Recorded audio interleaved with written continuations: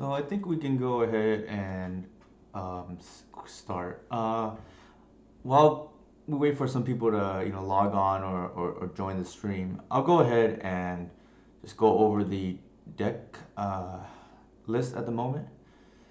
So nothing too drastic. I will say in the last few days I tested a few things just to make sure that that was in the direction I wanted to go in. Namely, playing one crop, one in the sideboard and in the main, so two total. I also tried a what was it? I'm blanking right now. Mass Vandal. While I didn't draw the card, there was these. I ran into these artifact decks where I just think the ability to during the first few turns of the game to just stone rain them or hit something relevant with the force vigor is much better than the upside of potentially being able to tutor the mass vandal. Also, hard casting a force of vigor is practically cheating because um, it's besides glimpse and Elvish Visionary, it's hard to generate actually card advantage in this deck outside of those two draw engines. So this is another card to do that if you can hardcast it. I ended up not liking the crop rotation because you don't really want to draw more than one, and the logic is because now we're playing endurance, and you just have diminishing returns with regards to graveyard height and regards to Gaia's Cradle. Having Gaia's Cradle at all times is nice. The problem is you don't really want three. So I was getting hands where like I had like crop rotation, cradle, and it wasn't very good. So that is one potential drawback of crop. The upside is it's a hate card that you can play main deck. So I still want to test that a little bit further. The safe thing to do is to play the third heritage. Um, which we already know what the floor of that's gonna be, and at least as a creature, right? Like at the end of the day, you want some number of creatures in the deck, because otherwise your ancestral recall will be slightly less consistent, but generally will still be fine. Um, Another card that is decent in this slot too is Queen Ranger. So shout out to Levi, who suggested that we bring it back potentially, because it does kind of hedge a little bit. Like the floor on Queen Ranger is very high, the ceiling not so much, but it does smooth out the opening hands without the liability of a fourth Once Upon a Time. So if you don't know what to play, that's probably like decent, or the third heritage. I'm gonna test the crop rotation some more in the meantime. I think the upside of it is worth it. That's why. Uh, in my last stream, we ran into multiple occasions where we drew two Once Upon a Time when we tried four copies. Not where we really want to be, where because this deck already has a very good late game, and you just want to make sure that your early turns are smooth, so to speak. And I don't think we want the liability of the fourth Once Upon a Time, as nice as it sounds. We also can't pitch it as much as we would like, despite having seven pitch cards in the deck in the 75. Because well, today right now we have six, but five of them, all but one, are in the sideboard. So the odds of that happening are actually not that high pre-board. I think with that said, does anybody have any questions? If not, I guess I'll go ahead and start.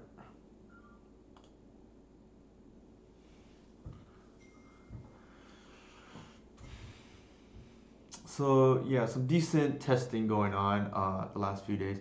I think something I want to highlight too is, let's see if it's here.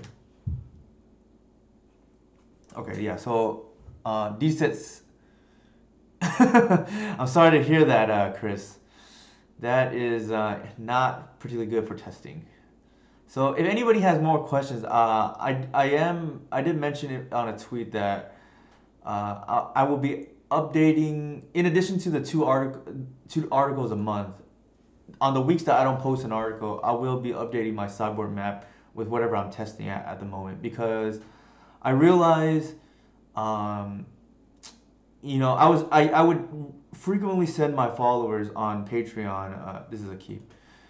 I would frequently send them messages saying what I'm testing. The problem is, I realized, while I can give them heads up, so to speak, on what I'm testing, it's more difficult for anybody who's following me to test it simultaneously if they're unsure about the sideboarding, patterns, so to speak.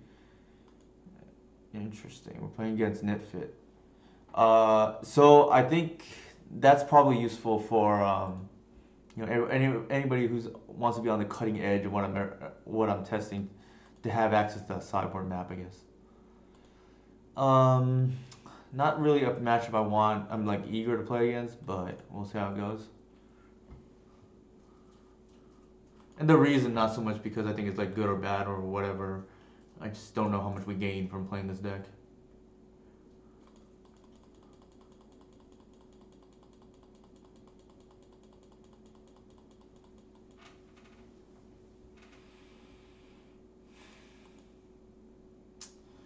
Unfortunately, we have one of our two basic fours in hand too, so that's kind of annoying.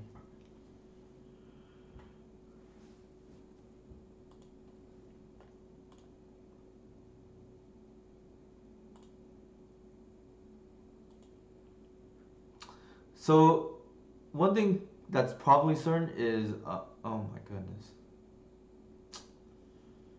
Okay.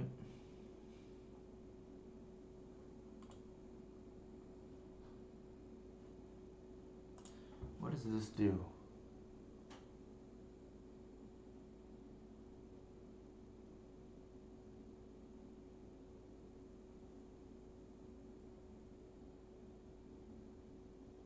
Oh, interesting. I guess.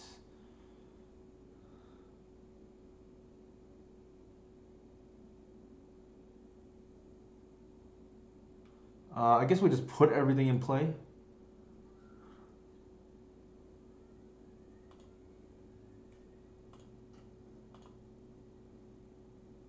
Something left.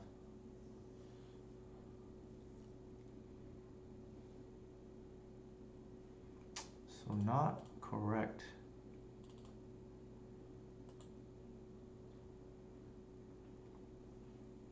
Interesting.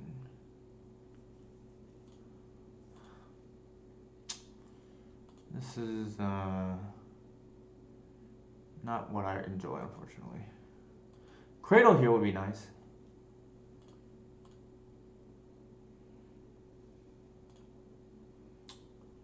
We can't realistically attack, in my opinion, because they're just gonna. Oh man. Each opponent has two cards from their hand. I think based on that alone,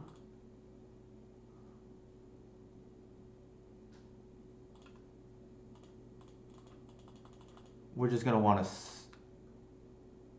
Actually, oh, that was a mistake. Shoot. I should have gotten the grist to kill the Nicobolus. That was, and then we're in actually a pretty good spot.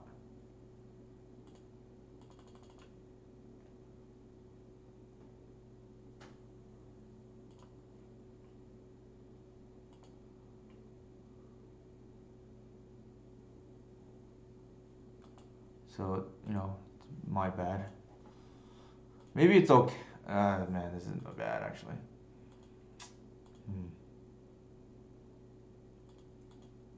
So that was my fault. I actually didn't think about it, but yeah, you can just actually grist this, and then suddenly we're ahead again. Ooh. That's actually very scary.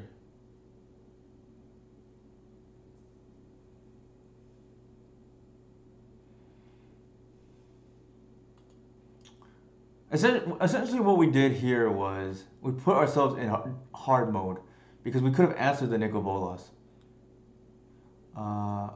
So how many cards did they exile? Alright, so they exiled the one. Maybe that's not too bad.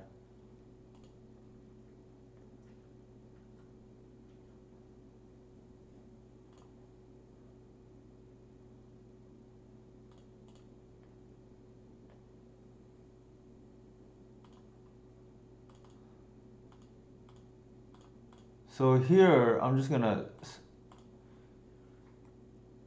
get a Cradle because, well, it doesn't really matter, I guess.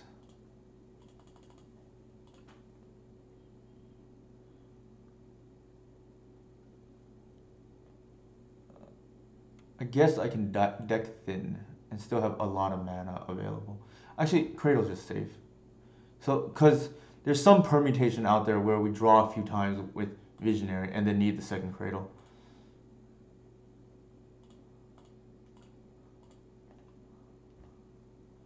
But we definitely made this harder than it needed to be. A draw engine. Okay, there it is. I'm trying to think what do we even play around here. The answer just might be nothing. So 6, 7, 8 mana. I think we just Legend Rule and do this.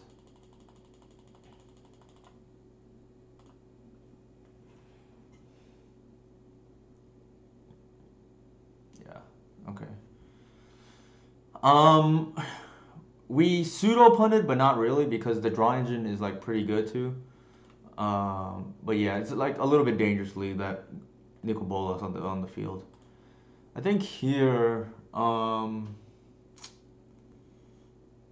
probably not the Archon. Um, I think we just they're like a combo deck almost, right? I think you just want the C's.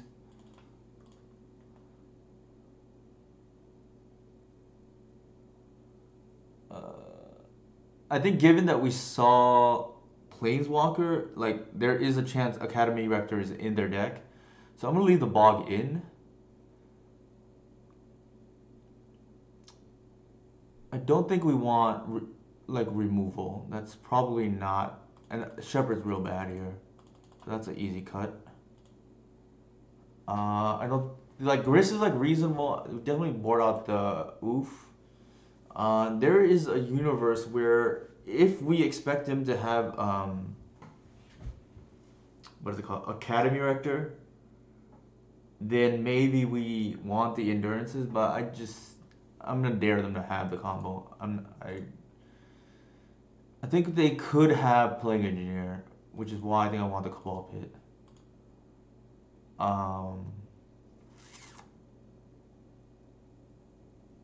I think one Shepherd's like fine. I don't love it though.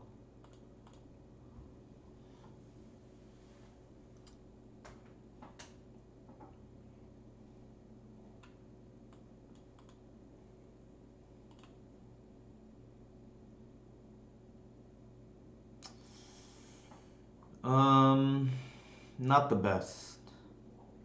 Uh, it's like barely keepable. I think. The only reason why I'm keeping is because it has on this it has cards we actually care about, and we had two draw steps to draw land, so I'm playing the percentages again. I, as a general rule of thumb, don't really like to mull, which is why actually the mulligan rule, ugh, that's not good. The mulligan rule doesn't help me too much as some of the other decks. So they missed. They're not gonna miss the next time.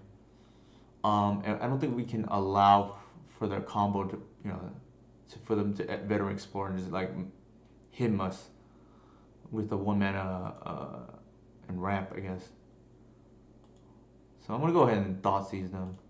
We drew a land, which is just how we designed it, right? I did. Ooh, okay.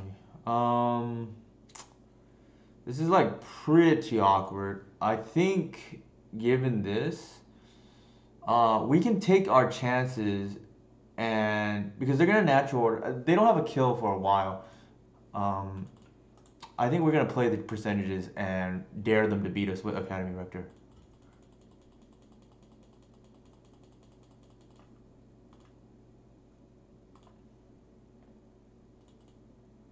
Like they would have to hit land, and I don't know how many lands they play, but I think that is not a good draw.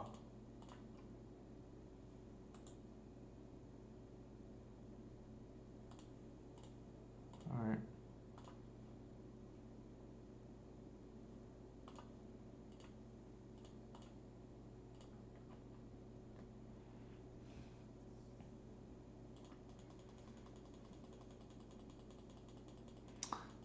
Another play we potentially could have made was get a reclaimer because oh man, because that deals with their cabal therapies or their academy rector.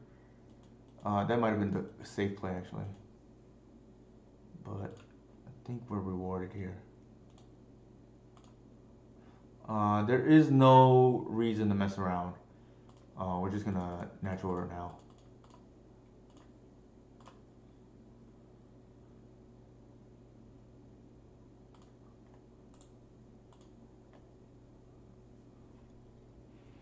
We play a little bit riskier than I normally do there, because we're essentially betting against their deck, right? That they're not gonna have, two lands in a row. Like that, we're gonna top deck better than they are. Typically, I don't like to play that style, but I think there it wasn't the worst, and we got a little bit rewarded, I guess, for it.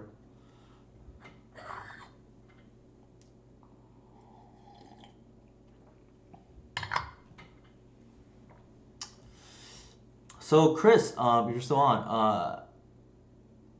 How has the deck been treating you? Have you been playing? Our opponent was 0 and 4, so take that for whatever you want.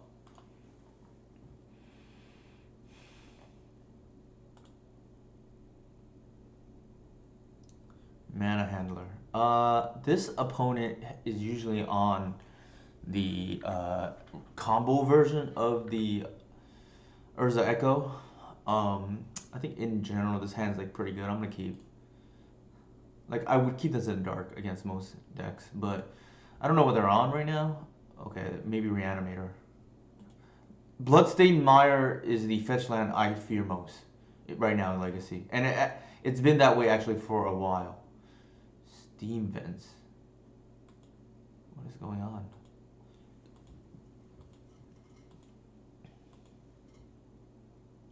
I don't really understand why not give Volcanic Island there. Unless they're on Shadow.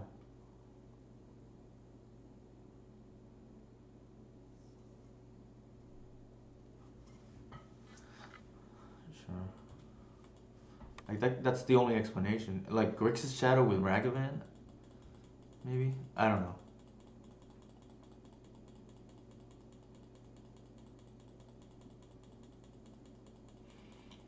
So I think here what we're gonna do is we're gonna see what they do too. Like if we can get confirmation.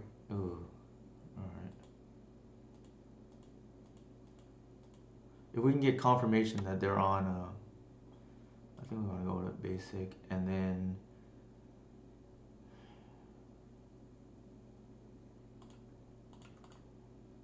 I'm gonna lead with that, especially since they can't daze it.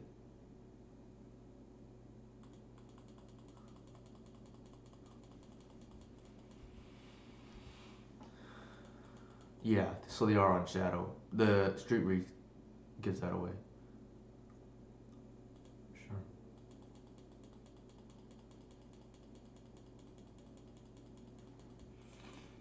Natural order, sure. That's actually a good thing for us.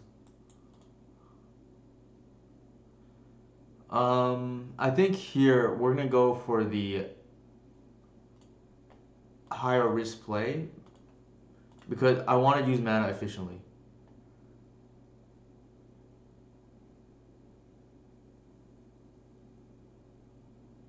Sure.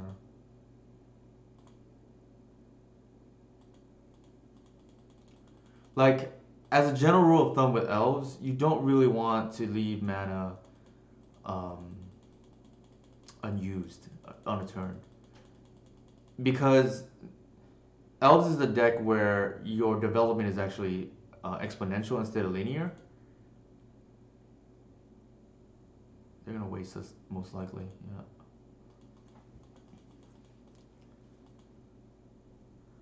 What did they? Another land.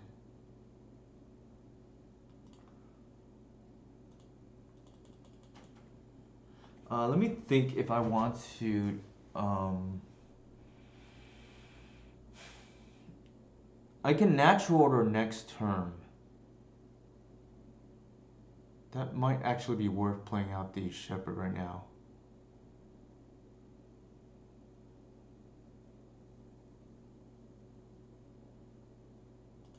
Yeah, actually, I think I like that. It also protects our glimpse if we draw a creature. It, I think given that we're gonna go to 9, 8 actually, with the virtual with the fetch, right? We're at a virtual 8 already. I think we have to play a little bit more aggressively. We're under some duress. Yikes. Okay. That was not what we want to see. Although it's even worse, right? Like if they snuff our arbor there. Oh, we would like to see that. The thing is, we cannot afford right now to block the Vagabond with our. Actually, did we just lose all our lands already? Yeah, we did. So we had no choice but to. Oh my god. Jesus.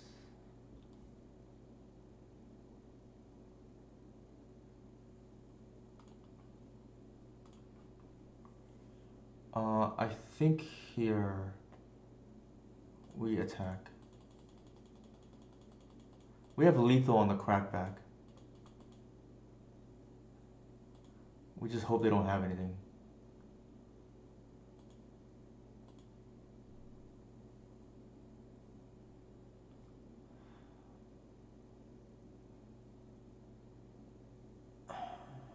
If they have a removal spell, I think we're screwed regardless.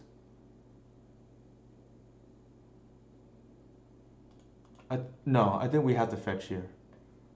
The logic is we only have one fetchable left.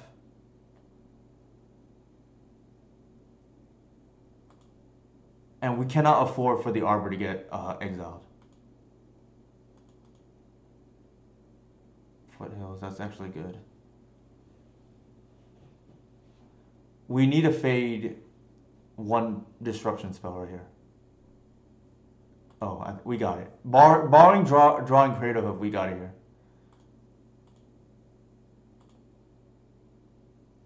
Nice. Okay.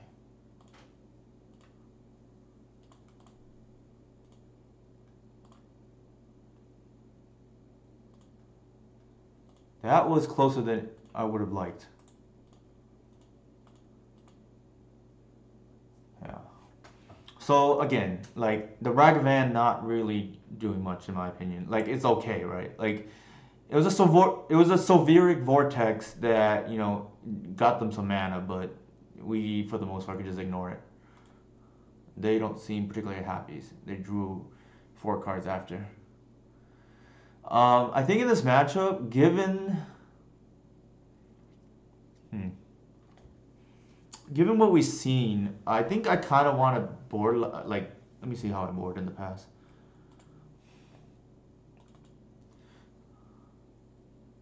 So here, I guess Shadow, right? Traditionally, I boarded removal, which makes sense. I typically have it left in the natural order package. The argument for that is because they're a black deck, and then you gotta expect Plague Engineer post board. It's a little bit risky though, in my opinion. The other reason why is Endurance is not particularly great against them. Like we don't know if they have Murktide. They probably do, but um, like they don't have DRC for instance. So like Endurance is like less good. So I think we're just gonna try that. We'll go ahead and board in the removal spells. I think we still want the Bog as another land. I think we can board out the Crop. We can board out the Heritage Druid because We can probably also go up to Progenitus. Well, it's Progenitus or Archon, and I think Progenitus probably is better because, like, we can't beat their Murktide with our Archon in an attrition war. So I think we just want the bigger body.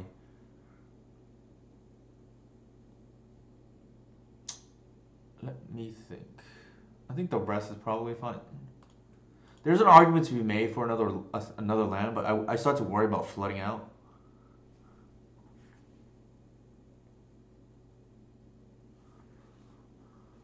This is fine.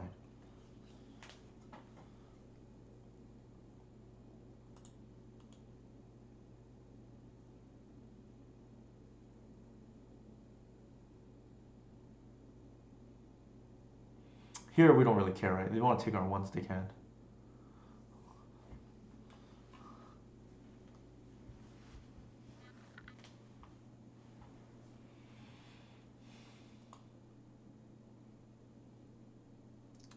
As a general rule of thumb, if you're running the 9 fetch mana base like I am, you want to run out the one that has 3 copies of. Here we just happen to draw 2 Rainforest, so I'm gonna leave with that to play around Needle or like Spyglass. I mean, it's unlikely they go for that line, but you never know, and it's kind of free to do.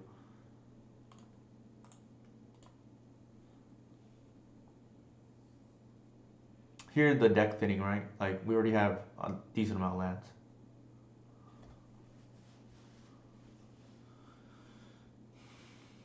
I think with this, Reclaimer is the best card. We're also gonna lead with the Heritage because we expect it to die or get dazed or whatever, right?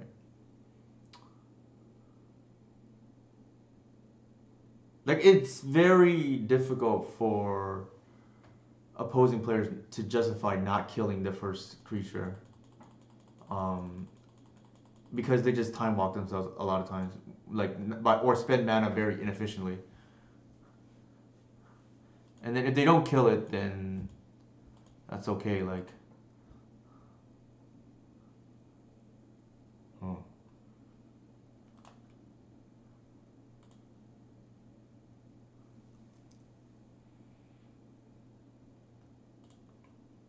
Here I'm gonna fetch Bayou because uh, we have a lot of lands anyways.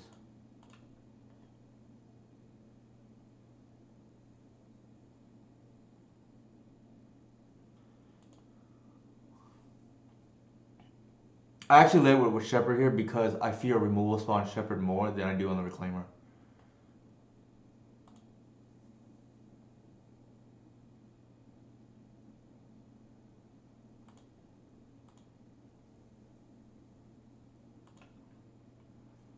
And so they fetched Volcanic. That is kind of interesting. I don't think I still want. I don't. I still don't think I want to attack because of Shadow. Like if they top deck Shadow, so we want them to work for it.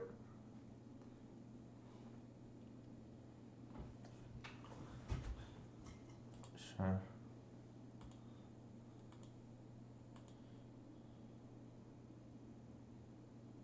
I think here we're gonna block because we actually don't care about Heritage Druid in this matchup. Ugh.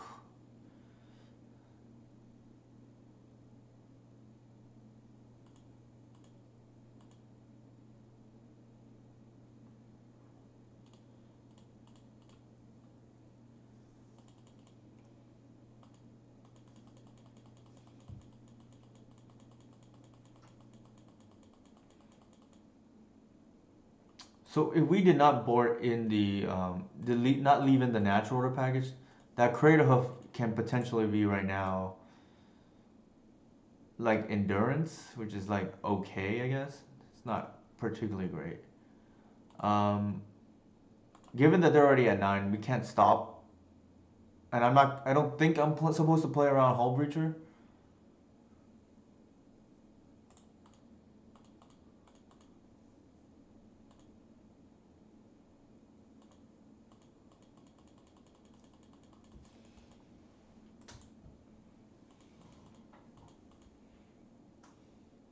If they rag ban us here, so be it.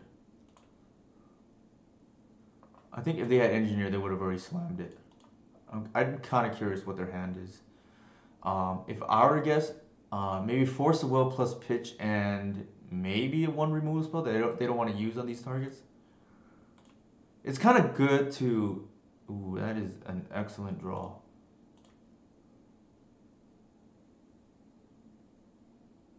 All right, there's the force of will. I think we play this preemptively now to protect our birch lore. This could be the removal spell we're talking about. Yeah. So one skill that is useful is if you can play other decks, you can kind of know what they're doing, and that's a huge advantage. Like if nothing else, I would highly recommend everybody play Delver, just so you know what's going through their mind. Because I kind of predicted their hand, right? It's like four cards in hand. What could it be? I said Force of Will probably plus pitch, and maybe a removal spell they don't want to use. And although it's weird because they use it on the Birch Lore, but that's because yeah, that's kind of weird that they use it on the Birch Lore because you would think the Waterwood is higher priority, but maybe they panicked. I don't know.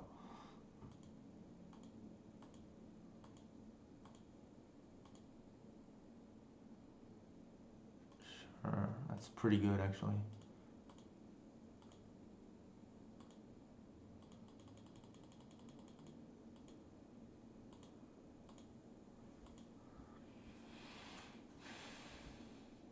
That might be game. Yep. So kind of an awkward draw, but we got through it. And again, like against these black decks, I always assume quad engineer, like because that is there are people out there who just don't want tribal to beat them, and they just think, oh, all I have to do is just play four engineers. That's how I win. And the way you beat that out of this deck is you either just ignore it completely with what is it called? With natural order for Progenitors, or you can proactively strip it if it's a slower control deck with Thoughtseize, or if they're more of a tempo-ish build, you have removal, right? Pretty much in one matchup or another against these black decks, either removal is going in or Thoughtseize is going in. So like, while we won't always be able to deal with the engineer in hand or kill it, I think the odds are pretty high that we do. And just sometimes they won't draw it too, right? Like what are they gonna do? Mold to it?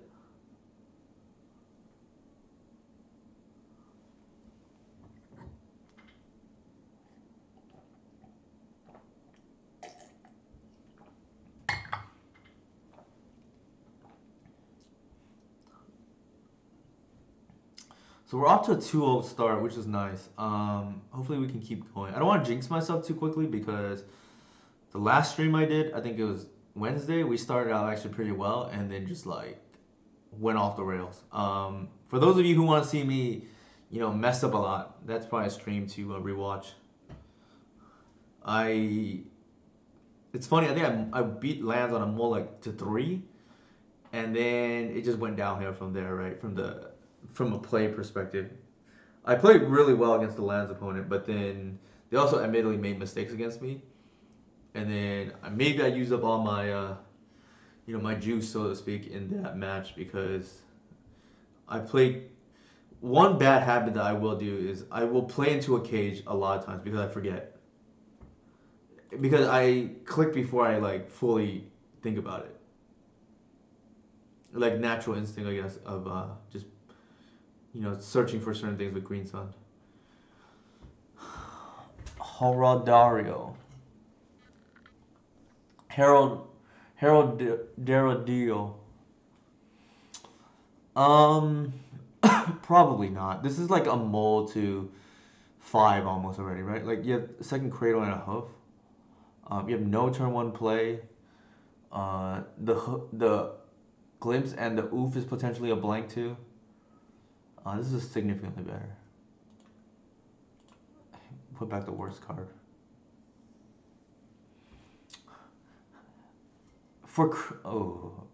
Oh man. Okay, I know what our opponent's on. I think I remember running into them before. They're on one of our worst matchups. Although fair is interesting. I don't know if the version I saw ran fair, but I don't know. I better get a basic just to be safe. You never know when they just randomly have Wasteland too, right? This is one of our worst matches because they have turn one Dark Ritual Trinisphere or turn one Dark Ritual. Pick your pick your poison of Engineer or Agent. I've said before, you can beat Dark Ritual. You can beat Agent or Engineer. It's kind of hard. It's pretty hard to beat them both, unfortunately.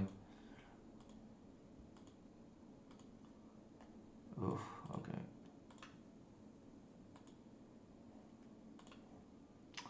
So this is kind of bad for us now.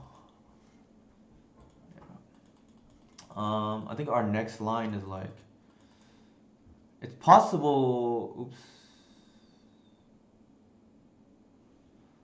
I think I might actually want to preemptively fetch here to play around Agent or Needle. Mm, the land is the. I don't think they have removal game one or engineer game one. It seems awkward, especially in this kind of deck that's already intrinsically inconsistent. I don't think we want to. I think I don't think they would have engineer game one. Wasteland is tough though. Yikes. All right. Now they have colored mana.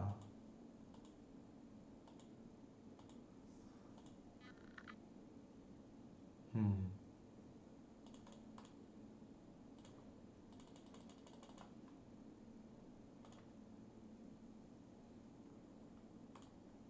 So we get to turn on our.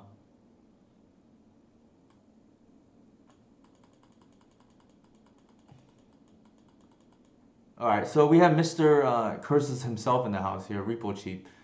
Uh, Paragon 249.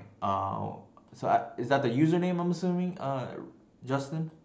I believe your first name is Justin, right? I could be wrong. I apologize if it's not.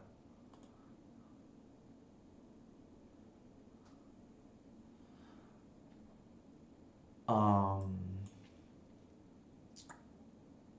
yeah, I typically don't like these matchups where, like I said, we can overcome a dark ritual. We can overcome play engineer or like one of these three drop bombs. It's typically hard to beat both.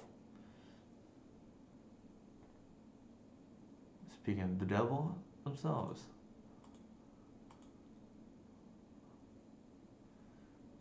So, like that throws a wrench in our plan now.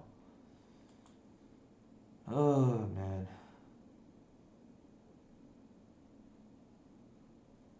Yeah, that makes sense. This is probably the deck that was also like in the finals or maybe won it all. I don't remember. Like many weeks, like 3 4 weeks ago. I think we are in a bad spot.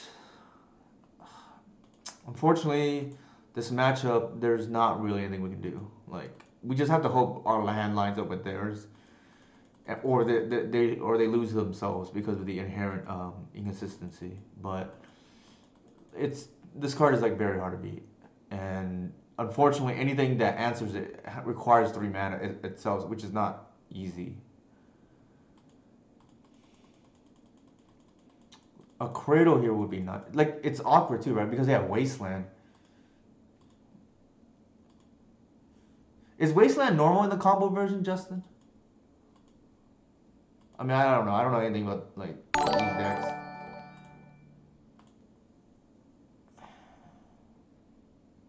I think you want the. Ooh, thank you for the follow, mana traders.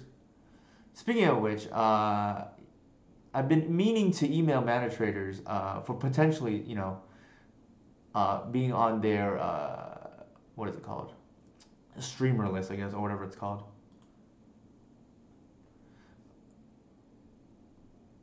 I don't have one yet. I don't know how to set one up. You have to be a Twitch affiliate for the donation button. Like, there's my Patreon. That's all I. But I don't have one yet for what's it called? For why doesn't that work? There you go.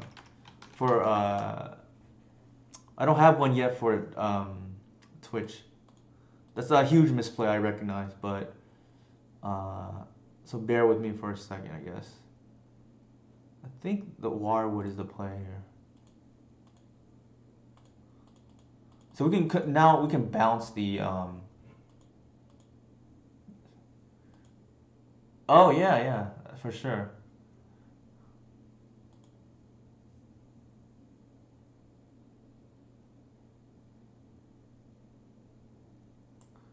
So I definitely want to set up the donation button up. I do not. Yeah. Is that something that's pretty easy, chat, to do? I don't even know how to do that. Like, I just assume that to be like a Twitch.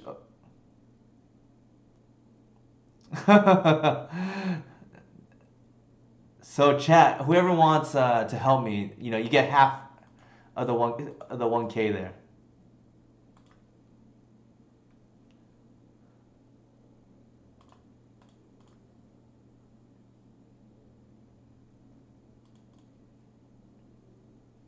All right, so we are now, doing our fog stalling. Ooh, that's not. Well, I guess it doesn't matter, right? With three ball out.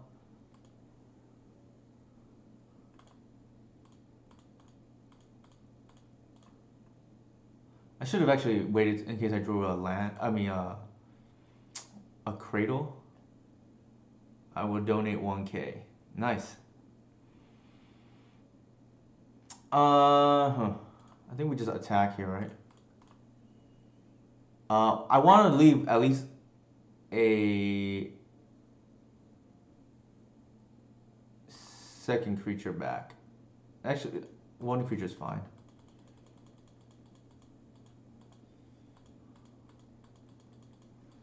If they kill the Wirewood, or they kill the Visionary, we can just chump.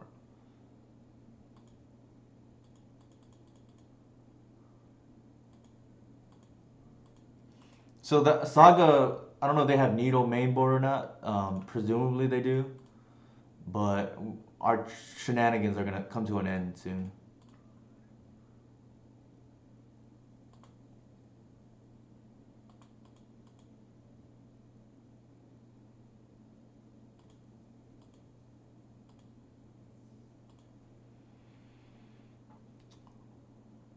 Ooh. Ooh, ooh, ooh. Unfortunately, they have the mana to make a construct. Hmm. We have the natural order, but it's not lethal, unfortunately, because of the saga.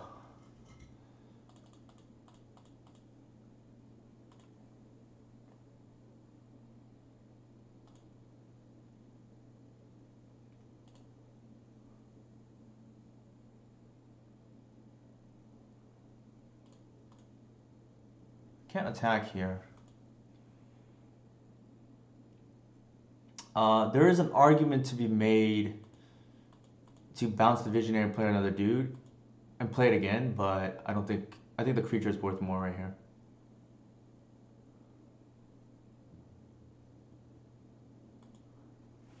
Yeah.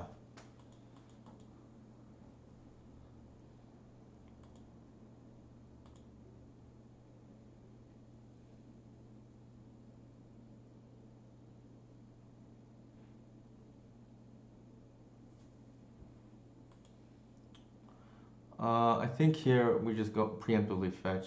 Oops.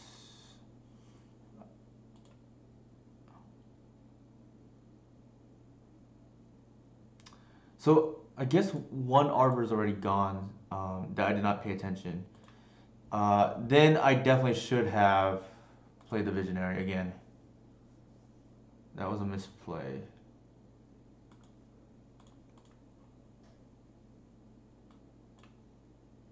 Oops. Shoot. shoot. That was a mistake. Ugh. All right. Man, that was bad. I meant to declare two attacks. I mean, two blockers. Well, that's just game. The good thing, I guess, is yeah, we're probably just dead anyways. Because we bounce we lose a creature. Um, they have a 9/9 blocker. We visionary. That I guess we draw another card, right? Yeah, it's not gonna work out regardless, or unlikely to.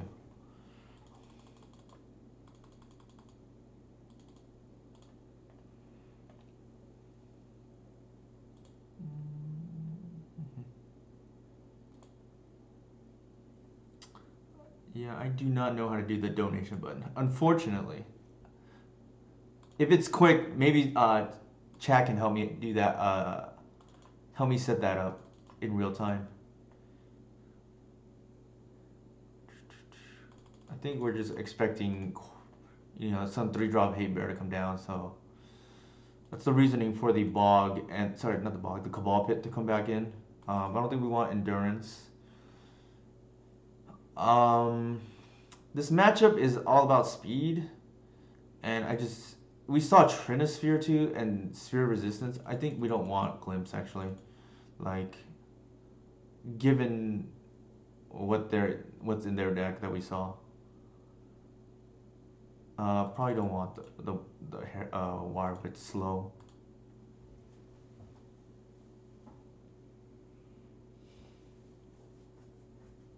This matchup is probably not winnable. I think we keep and just pray, right? Like the only cards that really matter in this matchup are like Force of Vigor, Assassin Trophy, and Natural Order, and we have one of them here. Although the rest is not particularly great. I think here I'm gonna play it safe and see if I can go basic into symbiote and then see what they do.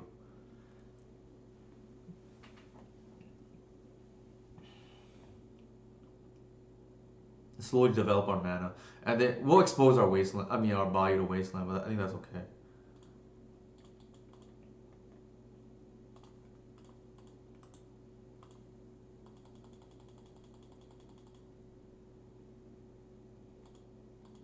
Caracas is very interesting.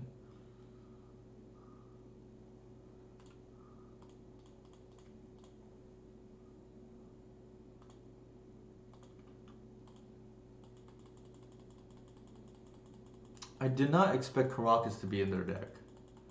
Um, Only because I feel like it just adds even more inconsistency, right? Like, I don't know what they're trying to bounce.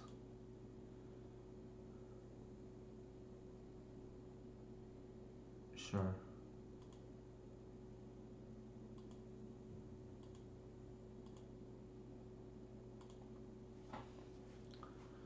Um, I think we just play that. We can't natural order this turn, but we can next turn. And I'm not gonna expose the guy's cradle.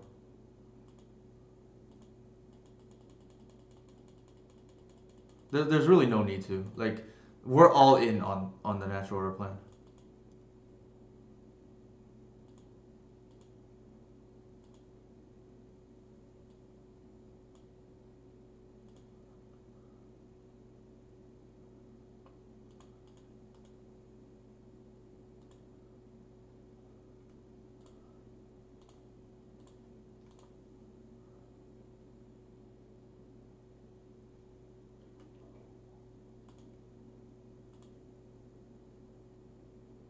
So that wins through removal here, right?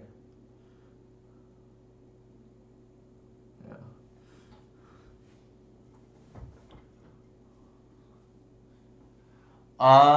That is a good point, Justin. I didn't even think about that because, yeah, we didn't see any color sources last game, and we also, yeah, we didn't see any color sources other than Mox Diamond. So you're probably right, to be honest.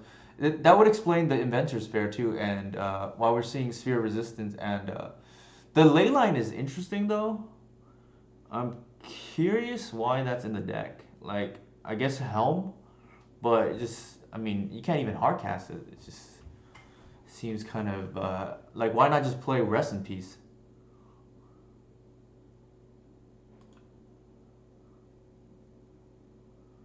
Um, I think given what we saw and what Justin said, our sideboard is probably still valid.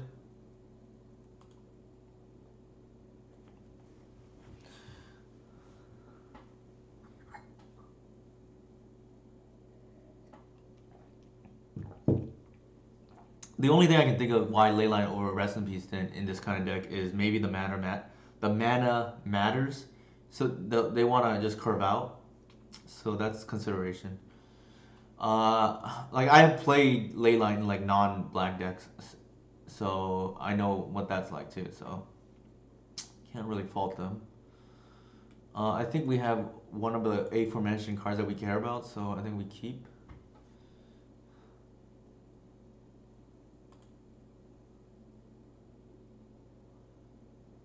Ooh, Zone is kind of annoying.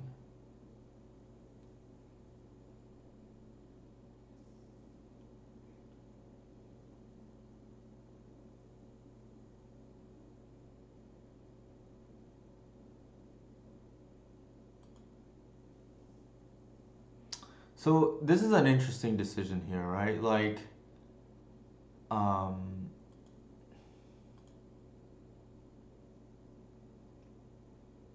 I'm not gonna force here because I can just do that on upkeep, but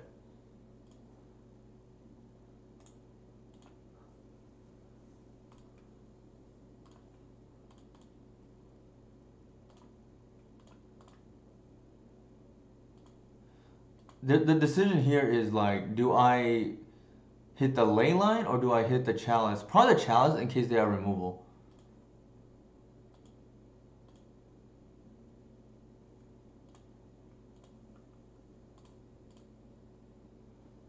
And I think probably the reclaimer actually because this can be relevant for to hit land drops.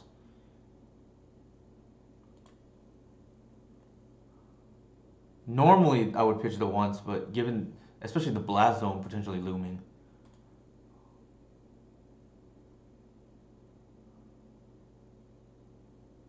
Ooh, that's kind of scary.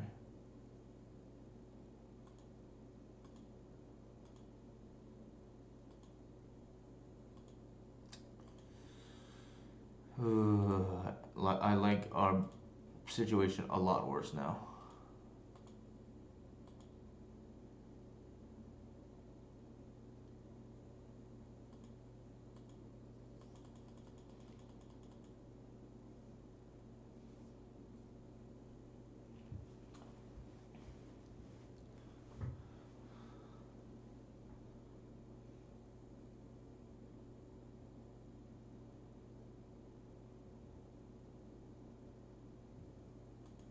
Sure. We're not gonna fetch here because we wouldn't mind drawing Arbor. That's actually solid.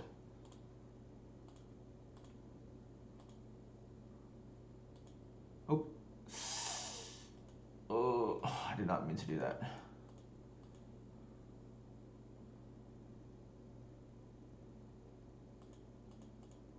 Did not mean to do that.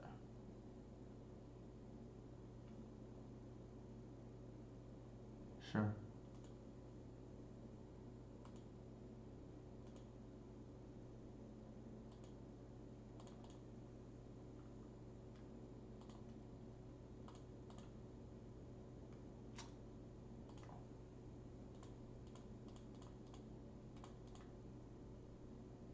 I think Visionary for sure.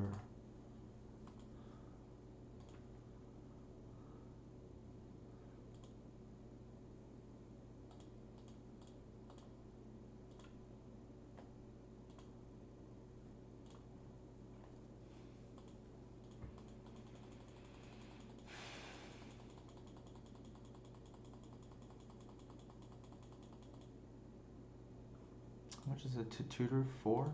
Sure. The lodestone golem as an attacker, probably irrelevant at this point. Like, we're either gonna win or not in the next few turns.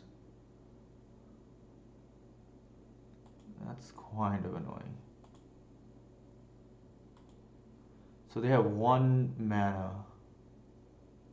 And we can actually take them off the mana.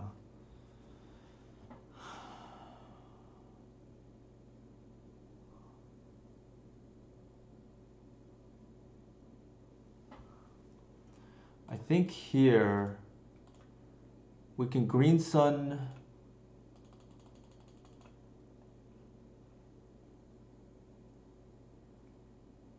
for Heritage and then play the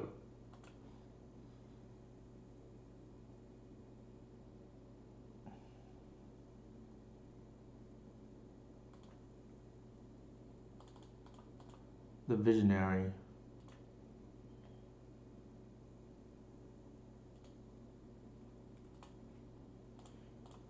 Take them off that.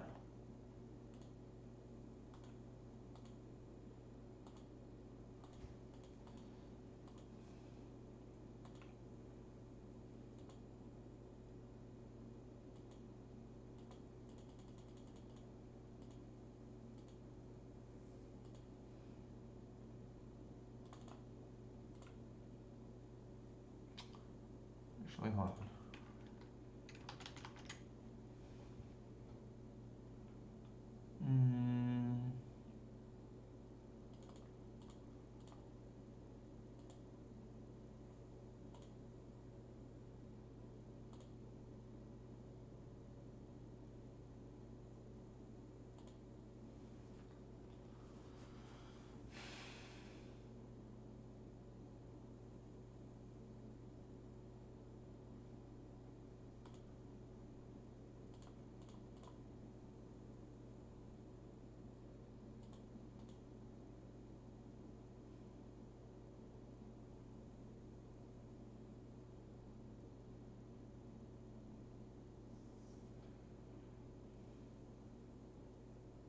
They may not maze. Yeah,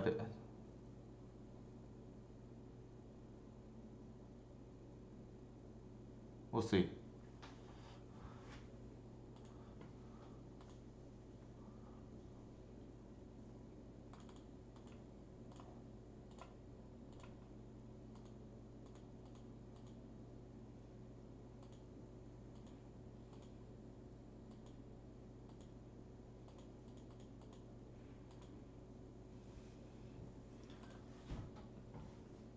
I don't think we care.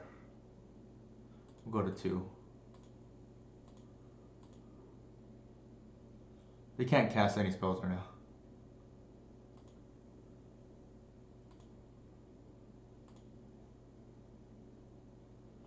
Alright, 4, 5, that's a whole bunch of damage.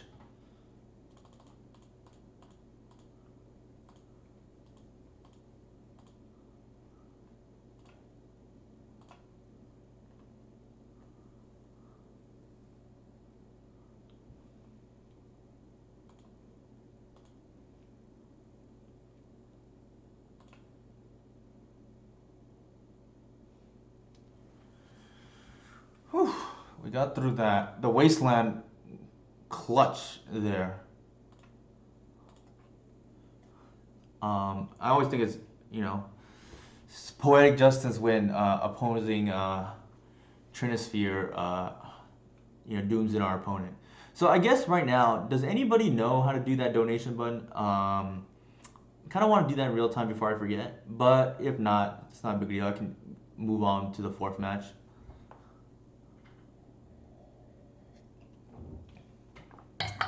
I think this is like the second time somebody has brought up the fact that I don't have a donation or a subscribe button. So definitely probably a misplay on my behalf.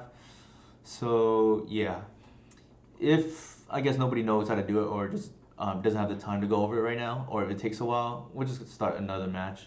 Going once, going twice. Okay, I guess I don't want to waste people's time, so 3-0 so far. We beat Stacks. I forget what mana handler was on, and we fit. Round one was Knit Fit. Yeah, I don't remember what they're on. Let's take a look. Oh, they were on. I do remember. They were on Shadow.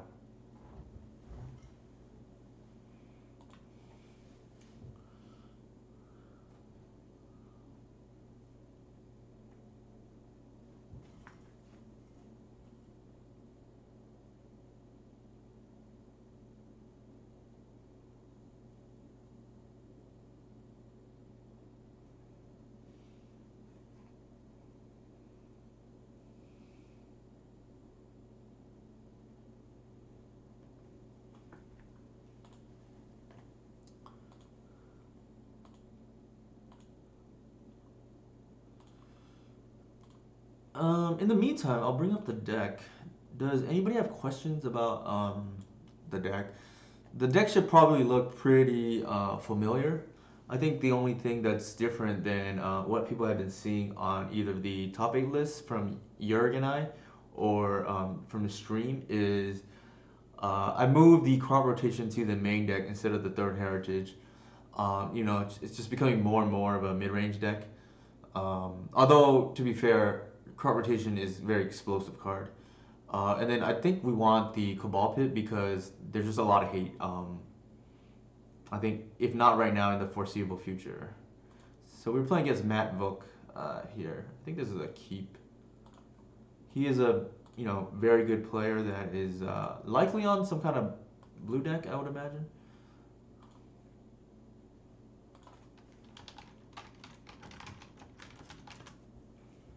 I think here we'll just play the Zenith Go.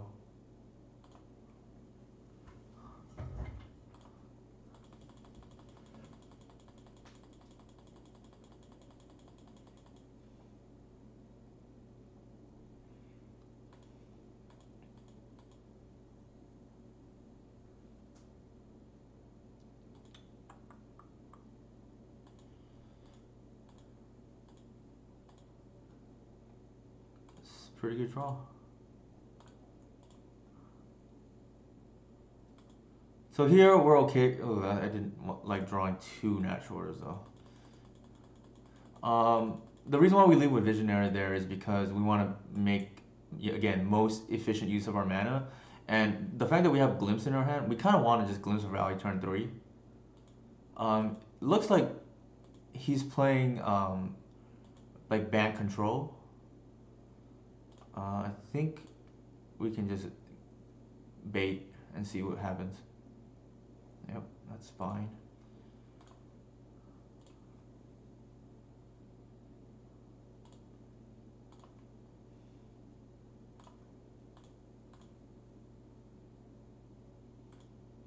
He can't realistically allow the Glimpse to resolve because if I draw 3 cards or so, um, game's probably just over, to be honest.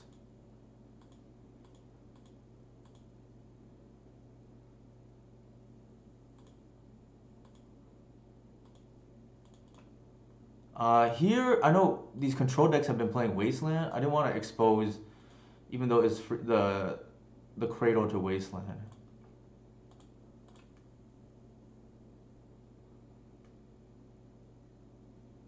Oh right, we lost a Arbor already. I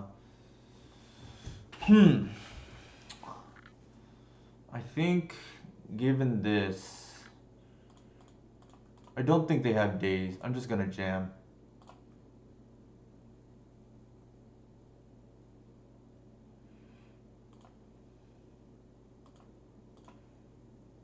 There is some merit for getting a, what is it called there? There is some merit for getting a Grist, but I think Archon is better. And we just hope they don't have Planeswalkers. Sure.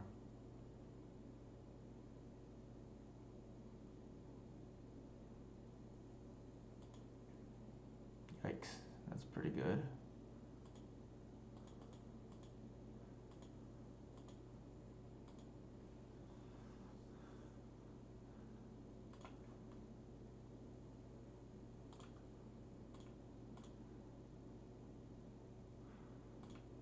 I think the only reasonable line here is to get a reclaimer. I think Earl is probably the only way we lose. Outside of Walker bouncing it, obviously.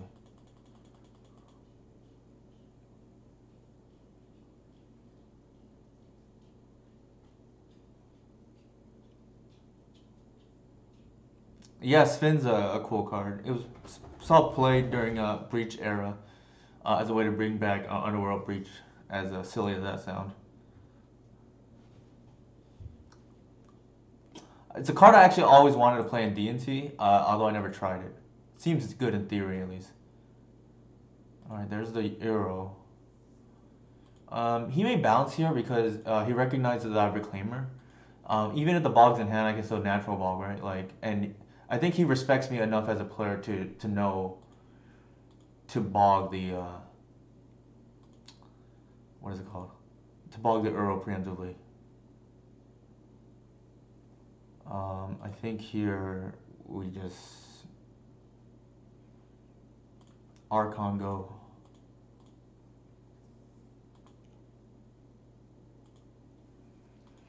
The good thing here is like if we don't have to bog, we'll just get a cradle.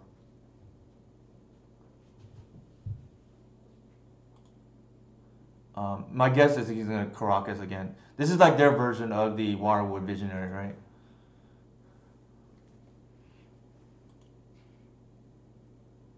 Yep.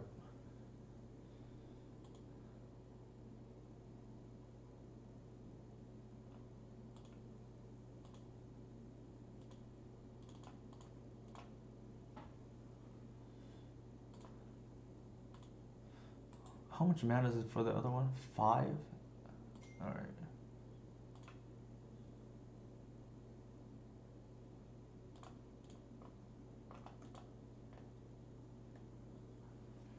Um, if we attack here,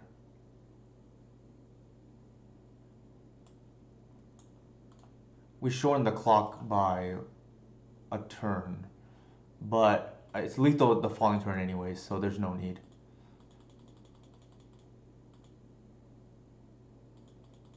We're just gonna play it safe, especially with instance shut off.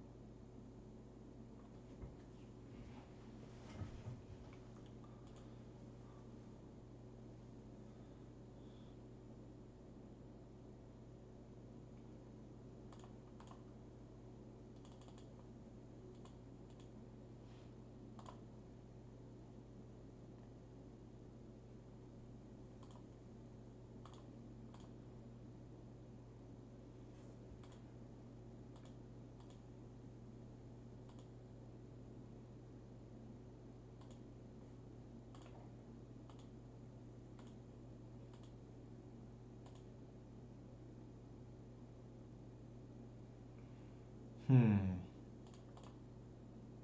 Oops, that doesn't work because of Shepherd.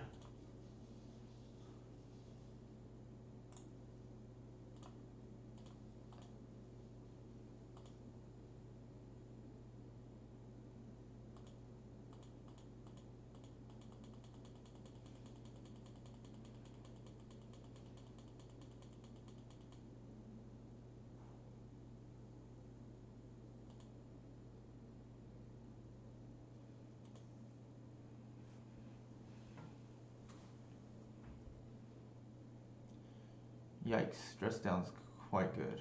Um, they only have 2 more swords, which is the good news.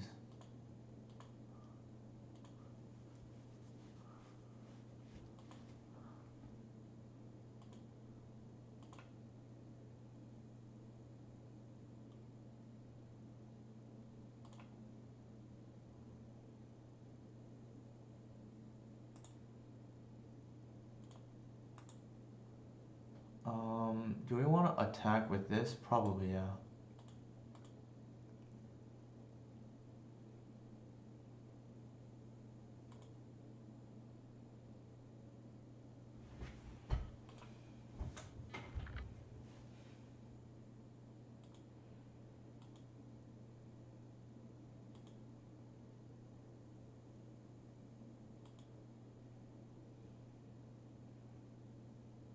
Yeah.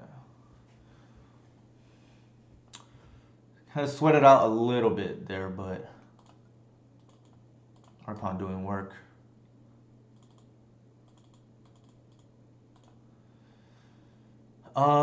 Against these decks, it's kind of hard, right? You have to debate whether you want endurance, you want Thoughtseize, or you want trophy. I don't think we want Thoughtseize these days. Trophy's kind of awkward too. We just board out like our really bad creatures that are like only good in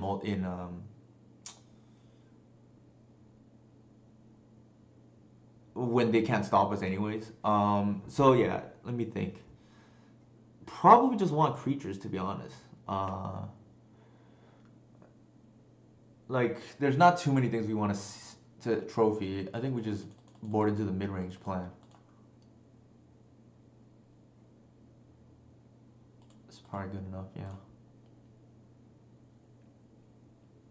The nice thing about this sideboard is it's the most robust that's ever been. Meaning we can play the match a few different ways depending how we want. This is a five lands. Keep.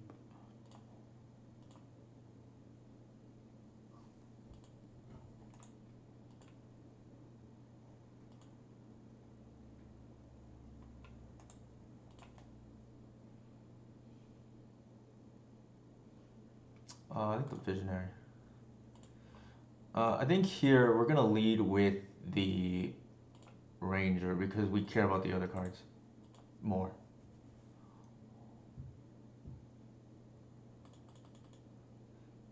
I suspect that's a removal spell, and he's gonna get rid of the ranger. Yeah.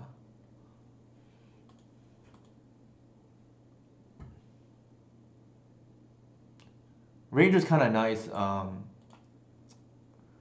for some like pseudo acceleration, but I don't think it's worth losing a reclaimer.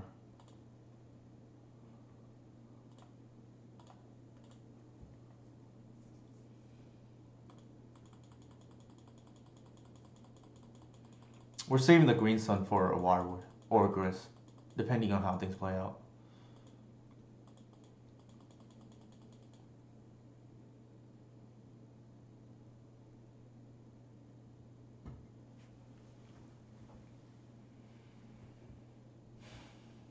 Ooh, that is pretty good.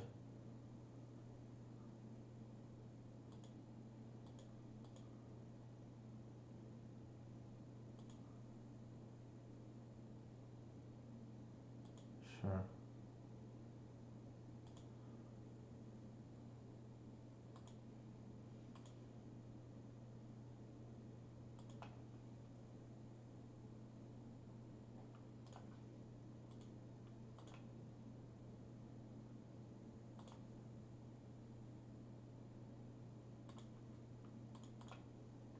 So I'm main phase fetching here because I want to play around removal.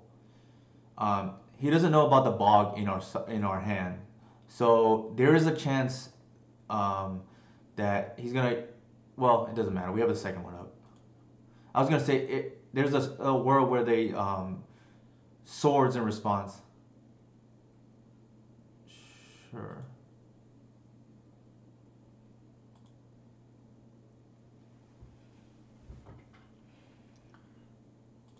All right. So Narset's going down right now.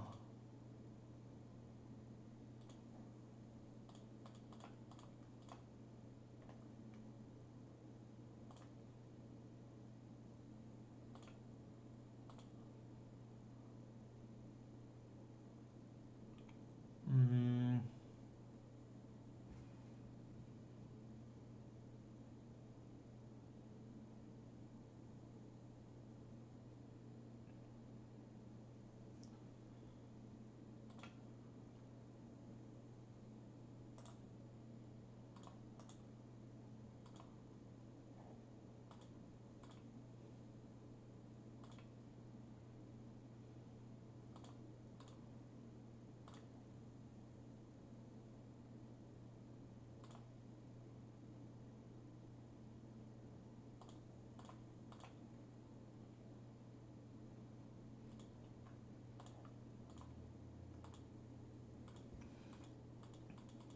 So we're threatening lethal here, um, but that's okay because we have multiple ways to threaten lethal the following turn too, or at least minimum start to establish a board presence um, with Wirewood and Visionary.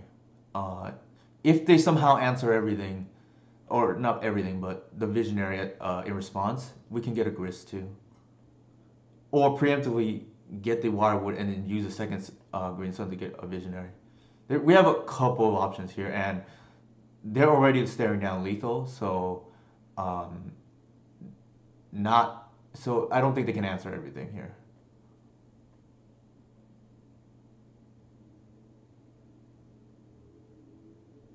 Sure. They might be going for Earl if they're going for the Reclaimer here, given that we have two. Yeah. So that's what they're going for.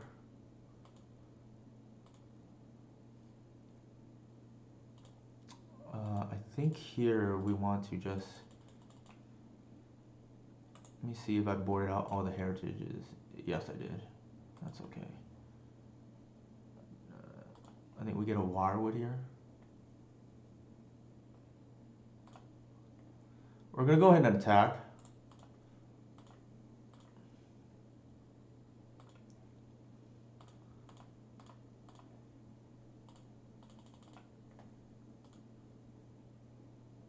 That would have been good actually. I think here we're gonna diversify um, our threats. So we're gonna go for a Planeswalker here and tick up. We also suspect that they're gonna Earl. So now it's kind of hard, right? Like they're gonna have to fight on two axes now. Like we have creatures that are threatening that they have to answer. They have a Planeswalker that they answer, and there's no clean answer to this other than a 3-mana spell at the moment. But then they're staring down lethal too. It's just a big problem right now. Yeah. All right, we are 4-0, and I do have to take a quick restroom break. Um, I'll be right back, and I'm gonna take a 1-minute restroom break and then be right back and try to get this 5-0 on stream for us.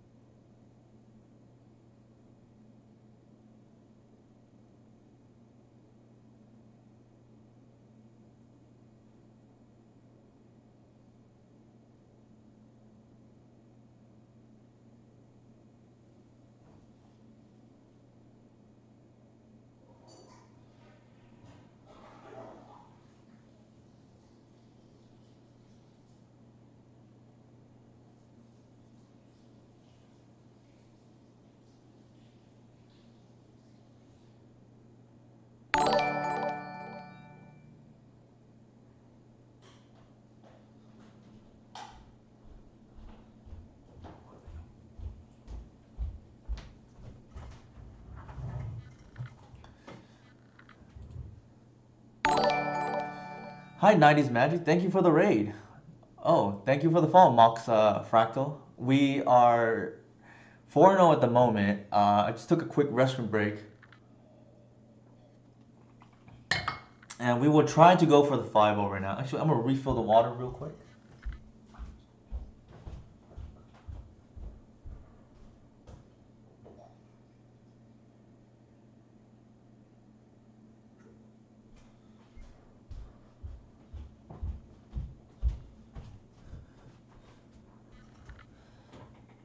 Yeah, hopefully we can get there. We are, I don't want to choke in front of, all these new watchers from the 90s Magic raid. Again, thanks for the raid. Hopefully I won't let you guys down. Guys and gals down. We are at a very nice, number at the moment. I will say the deck does feel pretty good right now. For those of you who are, just tuning in from the 90s Magic raid, here's the list we're running tonight. Uh, Major differences from what I've been running in the past and what the list that I've been doing well is I decided I wanted the access to the Cabal Pit again because I think people are starting to realize or at least really respect Elves as one of the best, if not the best deck in the format right now. So yeah, I suspect plenty of Plague Engineers to be around, or if they're in white, maybe like a Containment Priest or Canonist. So that having access to this is like pretty nice. In addition to the Gris, it's also good against the current iteration of Delver again, or at least better because they're playing actually Delver of Secrets again. Before, when your only target is like two Delver of Secrets and DRC is potentially already flipped, it's a little awkward to draw that card. The other card I'm testing is the main board crop rotation in lieu of the third Heritage Druid. I think this is just conjecture, but I think it's probably an improvement because we're boarding out the Heritage Druids in most cases anyways, and I think just having another bomb in our main deck for a combo is just probably worth it. The way I built this deck is I've moved all of the silver bullets to the main now. One endurance, one gris, one collector oof, and I just want to be able to be combo consistently. And sure, I'll give up some points to the fair matchups, but I don't think you're giving up much because those fair blue matchups tend to be harder to hate out anyways. We are playing Anarchist Abe. I'm a little bit nervous because our opponent is typically on some kind of combo deck.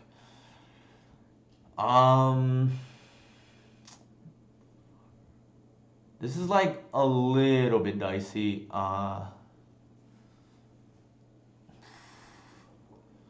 It's almost like a Moto 5 already, but the crop is quite good. I think I'm gonna mull though.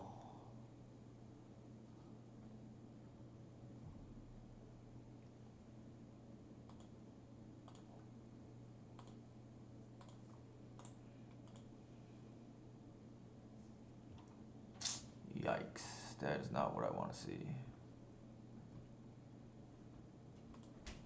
I think you took the Ranger. Yikes, alright.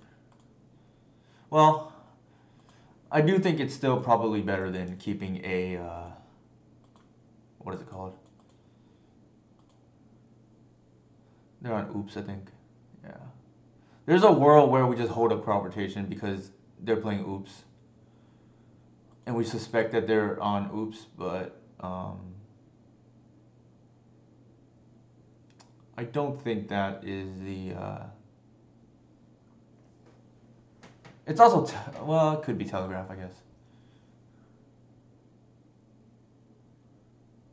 Like maybe they just. If we keep that hand, it's entirely possible that they just. Let's see if they even have the.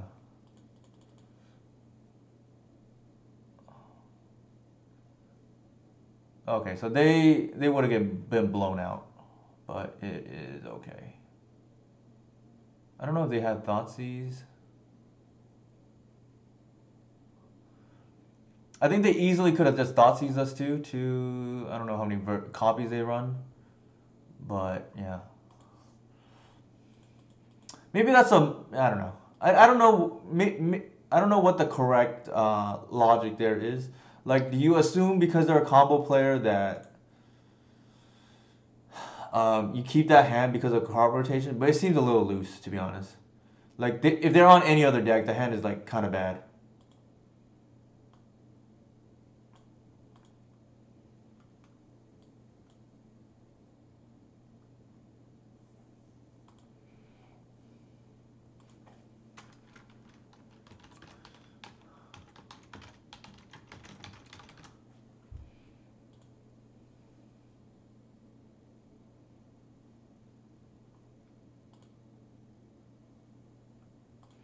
And like I said, if they're on anything but oops, the hand is kind of bad. So yeah, I don't think we try to hedge against the player, right? Like that opening hand was really like two cards, right? And like a crop rotation that's like essentially you're on five lands already because crop is if they're on any other deck is representing cradle, so you're on like five lands. Uh, so I think it's fine what we did. I don't think we try to guess what our opponent is on. I typically don't like that kind of. Yeah, so I am off ley lines at the moment. It's a little bit dangerous to do that in leagues, especially, but um, and especially since I know the oopsie people know I'm not on ley lines, so it's even more reason to me for me to run ley line. But you know, you can't hedge for everything, and I think I've been impressed enough with the Force of Vigors that I like them at the moment. Otherwise, if you don't run into relevant decks, these two Force of Vigor could easily be ley line leagues. Um, yeah, so Jorg and I have both run ley lines in big events in the past, and it's not that we don't like it. It's not that we don't like it. It's because of we don't need it as much now because of endurance. Endurance, of course, doesn't hate on decks the way Leyline does. Um, I think we want the Wasteland for sure. Am I missing anything? So the Assassin's Trophy, there's like some merit, but I think it's a little too slow. The rest is like okay, right? Like the Leyline is really for this matchup and like Reanimator. And Reanimator you can actually beat without. This matchup is probably going to be difficult. It's unfortunate we're playing for the 5-0 right now, but it is what it is.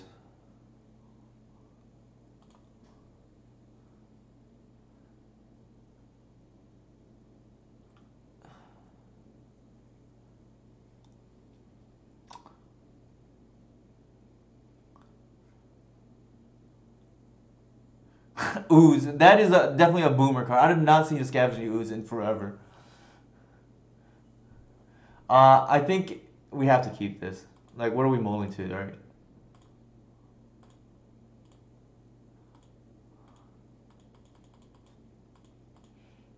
Unfortunately, like I said, I believe the Oops community knows how I sideboard.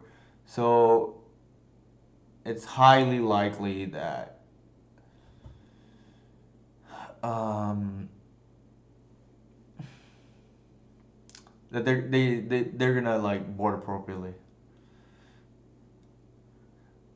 I mean, to be fair, this is telegraphed crop rotation too because interesting.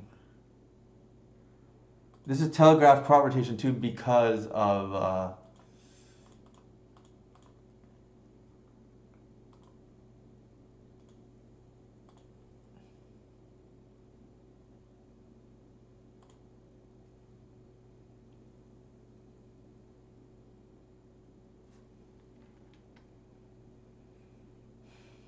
I don't think we want to reveal what that land is. Well, actually, that's not true. Um, I'm debating about. So yeah, I don't think we want to reveal what the last card is.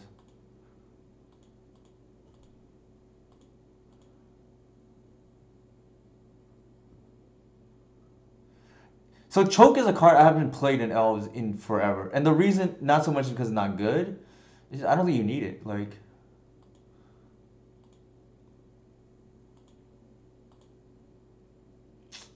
oof.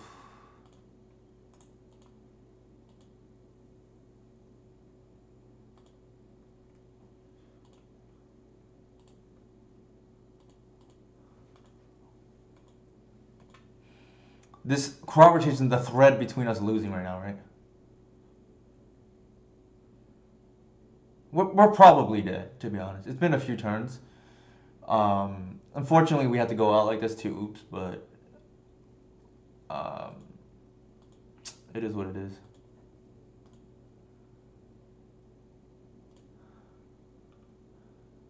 I think here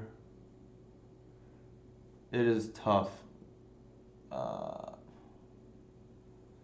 I think we want the bio in case we draw the Thoughtseize. So we can keep up crop rotation. That's actually a really good draw.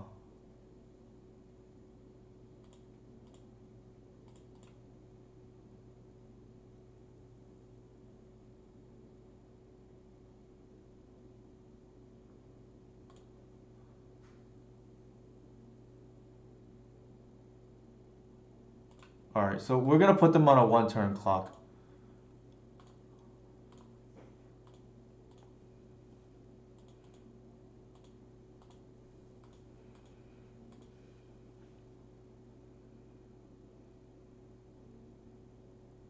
I wonder what hand they kept that they didn't take the crop rotation.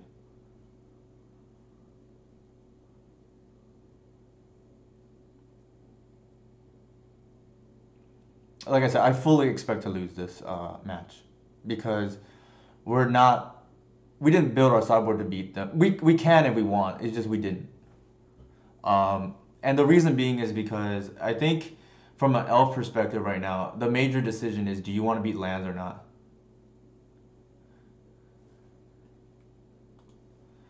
Yeah, so they must have had a really slow hand, is my guess. Um,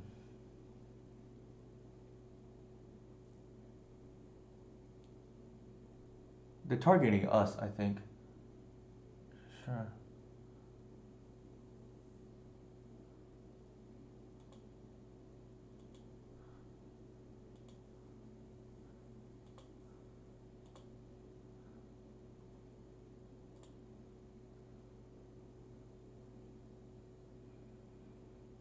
Hmm.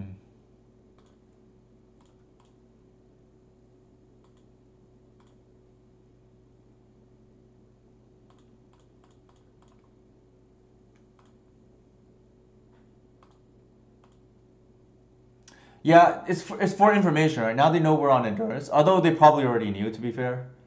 I think the problem is we're still gonna lose because game three is very difficult. Like, part of the reason why Leyline is good in Elves is because of the threat of it, right? Like, they have to respect that we could have it. If they know we don't have it, like, it's a lot harder to win. Um, like, I know they have Leyline Sanctity that they bring in. Like, we just have to get lucky, essentially. And it's unfortunate because we're playing for the 5-0, but uh, so I was actually hinting at it. Like Els right now has a decision. Do you want to be Oops or do you want to be Lands? And I think Lands is more of a problem right now that um and you can still beat Oops without it. It's just a lot harder. We gotta mull this.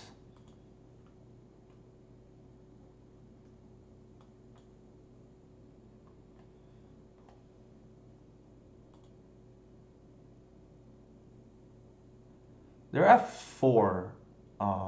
Unfortunately, this is not good enough. We're gonna keep now. This could be good enough. We have to put 3 back? Ugh. Let's see. It's gonna be a while before we can cast Natural Order, so I think it's like this. Yeah, it's not really Magic in my opinion, but it yeah, I hate these kind of decks myself.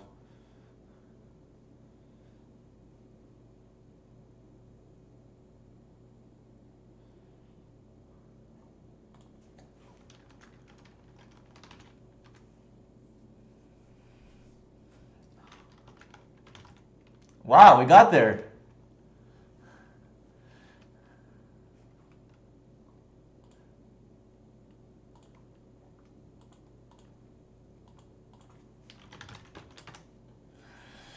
All right.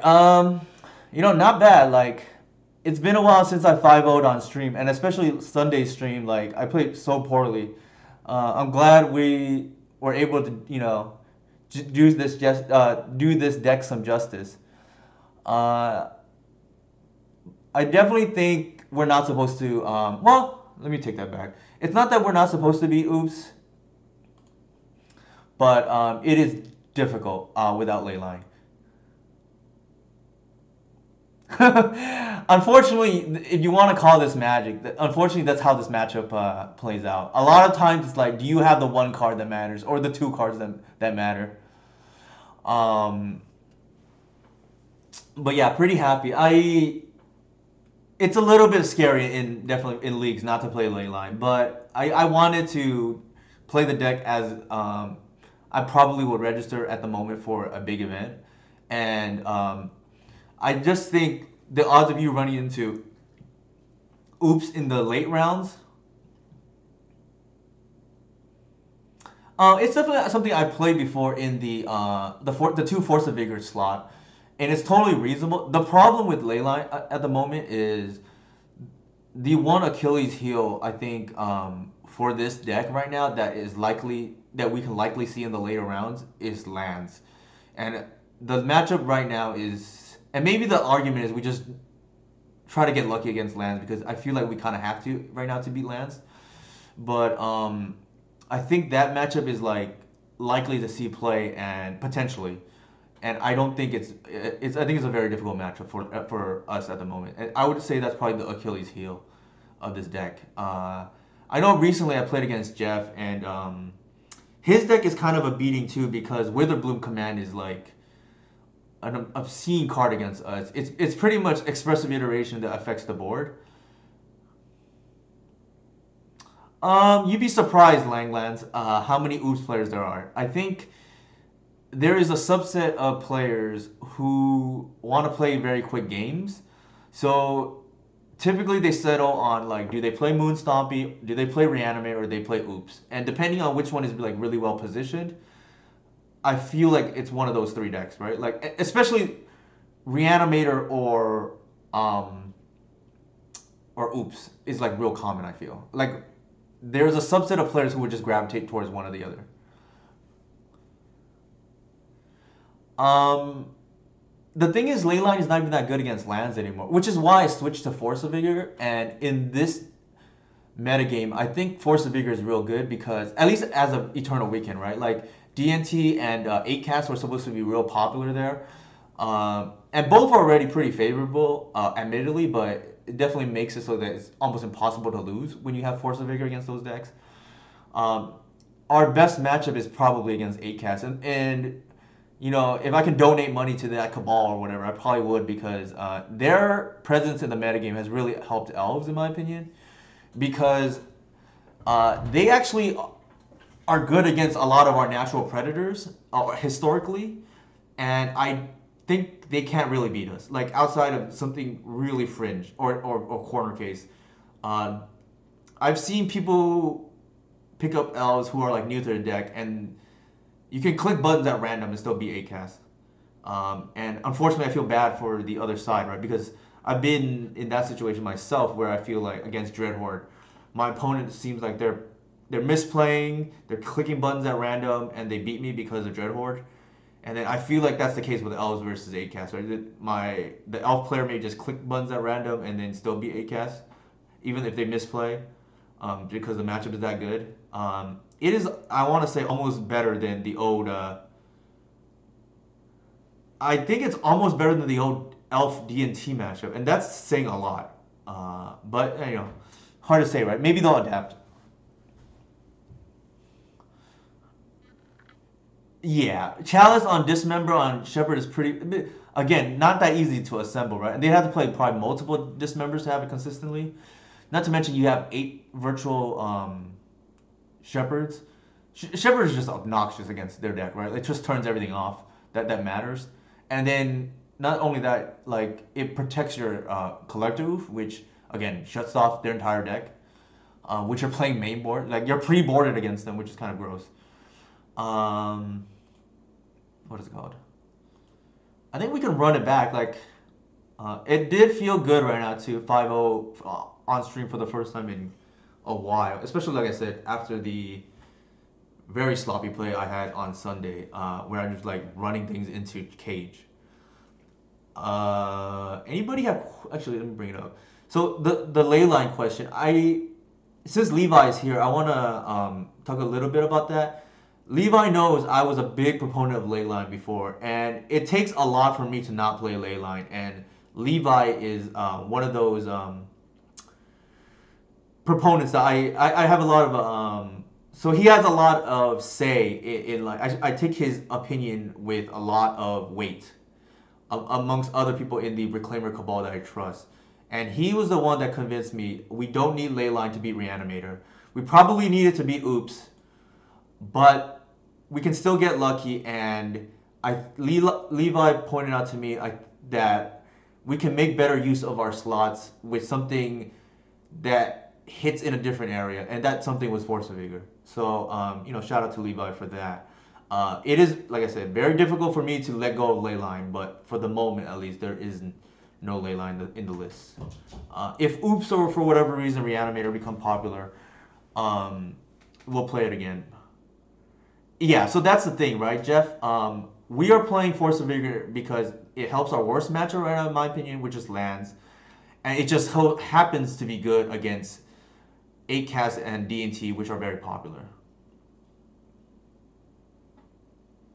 Yeah, for sure. If there's a lot of graveyard decks in your meta, definitely play at least two over the Force of Vigor. And basically, if you have two Leyline, Reanimator should not be able to beat you, in my opinion, because it's just a nightmare, right? You're attacking from all over the place, like Leyline, Endurance, Reclaimer, Thoughtseize. Like it's just a nightmare to go. Like there was a point I think I played three Leyline, four Reclaimer, four Thoughtseize, and three Endurance, which is just a nightmare for them to navigate through.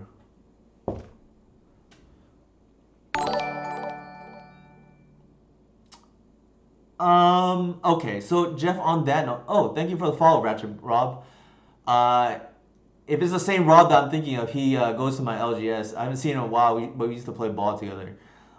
Seas of Innocent, the reason why I don't think it's good in Elves is because you need haymakers because you don't have the luxury of Force of Will. And I think you just want something zero mana. It nice. I'm glad to see it is you, Rob.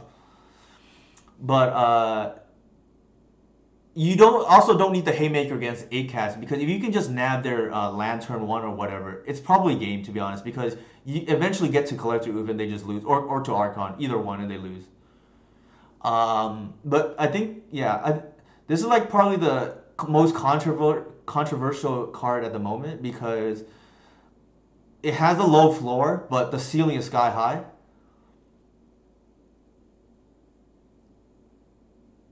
Yeah. So definitely that makes sense. So Jeff is some people may not know this. He actually played Elves to a 4-1 in a league, and I was like a college recruiter, right? I'm just trying my hardest to get him to play this deck consistently because I know he would be a big boon to the archetype. I think the thing that helps the reason part of the reason why I want the crop rotation main too is because of the lands matchup. Like I'm pretty much tunnel visioned right now into solving that matchup because for a long time the Achilles heel of this deck was Doomsday, and a lot of things within the last 2 months I would say with the development of our deck. I know like people say like Legacy stale. I actually think it's the opposite if you're a non-blue player because there's fewer people working on your respective deck, so the adaptation time takes longer, and you don't get to final form as fast as like Delver, for instance. Like, I only started playing Endurance like a few months ago, and D&T, for instance, only started playing Saga a few months ago. That's awesome, Jeff. I can't wait to see your video on the deck, and then I'll definitely post it on my Discord for other people to watch. Like Jeff went 4-1, which is like very impressive. I think most people who pick up this deck usually go 3-2 or 2-3 the first time. So, but I guess I shouldn't be too surprised because I know he's a solid player, and the way this deck is built, if you enjoy like a mid-range deck that has put combo potential, I think this is like up your alley. If you're like into like all-in combo, this is probably not the type of deck for you, um, because it doesn't play out that way. It's not so much the whether they have an Oracle or not, Langlands. I think it helps if they have a second Oracle. The problem is like usually if you pass the turn a second time, the elf player can kill you, because of natural order. And the new tech that I've had that solved, I mean, I already revealed this a few times, so I don't mind sharing it again, is I figured out that against Doomsday, they have A plus B, right? A is Dark Ritual, B is Doomsday. And I only figured out like 2 months ago or so that a couple of things happened. I figured out Endurance was very good. I just didn't know that you had to just take up fair slots of the sideboard for it, which was my mistake when I first tested it. I tried to replace Leyline. You cannot do that. Like there is no replacing it. You either play with Leyline or you play without it. You can't really replace Leyline. Um, the second, so that was the first thing. I realized you can form A plus B, where A is Allosaurus Shepherd or Green Sun Zenith, and B is Endurance, like I mentioned, or it just so happens this card lines up insanely with the format right now. It kills Tabernacle, it handles Dark Depths, it handles Murktide Regent, and if you're the scariest thing a Doomsday player can do against you is turn one Dark Ritual or turn two Dark Ritual Doomsday. And if they do that and you have a Shepherd, you Stone Rain their land and they lose the game. And that's why I was able, I don't know who caught my stream of Eternal Weekend, but that's why in my winning in for the top 8, I was able to beat the Doomsday matchup, actually. And I think out of the last like 10 plus so games, matches against them, I've only lost one, I think. And I think the matchup, you'll lose game one, but you should be pretty favored games two and three now. And I'm not saying that they can't adjust because they can definitely can. And if Max Gilmore is listening, so he plays Esper with Chance. Chance tends to be pretty good against Endurance and some of the shenanigans that we can do. So um, yeah, if you're a Doomsday player, you want like extra points against Elves. That's like one way to do it. I guess you can play the white version. I don't know how good it lines up with the rest of the format, but good against Elves, I guess. It depends. I don't. It really depends on their because keep in mind they have to shuffle, right? Like that's not free. But and so yeah, it really depends. I don't probably can fit it in their pile. The problem is then they're unprotected against something else like what is it called? Against Endurance, right? Like the way they play around Assassin's Trophy is kind of different than how they play around Endurance. So that's the other problem with putting an island, right? Like you can't really play around both and then suddenly you just die to a natural order if you have to pass the turn too many times. And like Levi said, trophy is just a sinkhole. It turns out is obnoxious against Doomsday. So something Levi brought up that is interesting is, and we kind of discussed this a little bit on the macro level, is whether trying to beat lands is even worth it. Like it's not impossible to beat, but it's very difficult, and it's maybe just not the best use of our slots. And then if that's the case, I think graveyard players are going to be very sad because that means I'm going to play Leyline. Like I probably. So I think if you are a graveyard player, you probably want me to hedge towards lands because the other Haymaker card we have access to is Leyline, and I probably would play that if I didn't play Force of Vigor. I think with that said, we can just go ahead and play another league unless anybody had a question in the meantime. I'll run back the same 75 unless somebody has a request for me to just test other cards. I don't mind like testing fun ofs for the stream. If we want, we can really just like mess with the graveyard players and play Leyline this league. But if not, I'll go ahead and just join.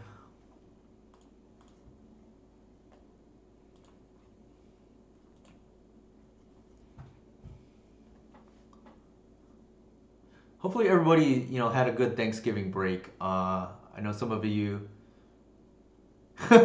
Yeah. So So Levi is and I have like switched roles now. He used to be anti leyline, and I used to be pro leyline. The reason being is if you have it, it is just a big middle finger to the graveyard decks, and it might just be worth it, right? Because your bad matchups, maybe it's just not worth saving the lands matchup.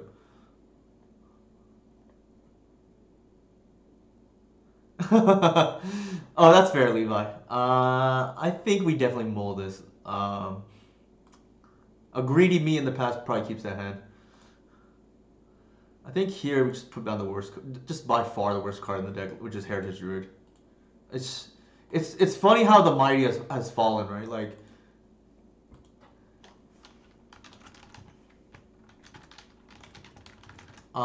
Heritage Druid was once upon a time the most feared card in Elves, like or the most notorious, and it just like the way this deck is built, you just don't really want it a lot of times. That's like in the fair matchups at least. The only reason why I still play it is like our pseudo Black Lotus against the unfair matchups, and like it does make mana, like it's a one drop. Oh god.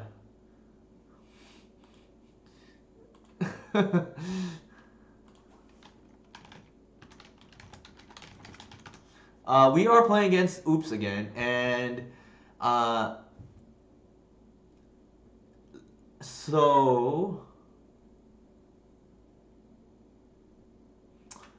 maybe we should have played the lane line like Levi suggested, because we are gonna get ranched now. Like, although there is like a roughly 10-ish percent chance that we're gonna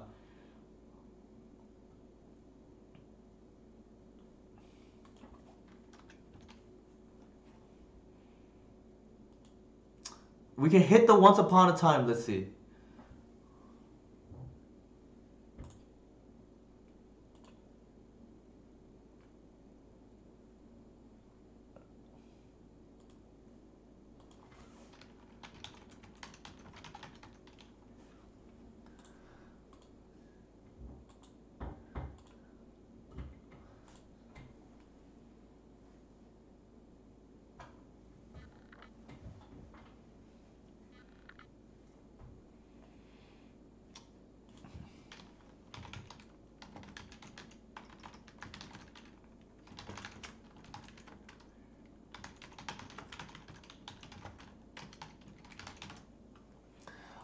So Nathan, what's it called? It knows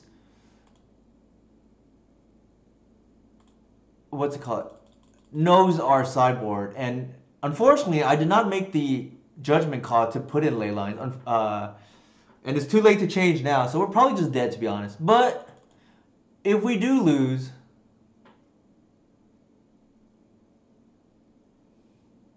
what is it called? If we do lose, it's okay because we probably were gifted the win in the previous round. We definitely should because it deals with Leyline Sanctity for free. This is like 2 mana, like which is too much. I think here. So something that I want to point out to for anybody picking up the deck. Yeah, so Levi mentioned I mentioned the Leyline Sanctity right now. Uh, One thing I want to mention about these being on the quad endurance, quad reclaimer decks are people will bring in Leyline Sanctity against you because it's like very good. Like a lot of these decks have crop rotation too. Um, I'm gonna say it on stream right now. So I was thinking actually of the cantrip cartel that Karsten Cotter coined many years ago about preordain, Gataxian probe at the time was legal, brainstorm and ponder. I thought about this over the past year, and green decks have an equivalent package of consistency tools. They're Green Sun Zenith, crop rotation, uh, Elvish Reclaimer, Natural Order, and Once Upon a Time. And today I was thinking, oh, what is alliteration with a possible thing I can compare to the cantrip cartel? And I realized this is the tutor trust, right? Like use all your green tutors, and instead of a cartel, is a trust.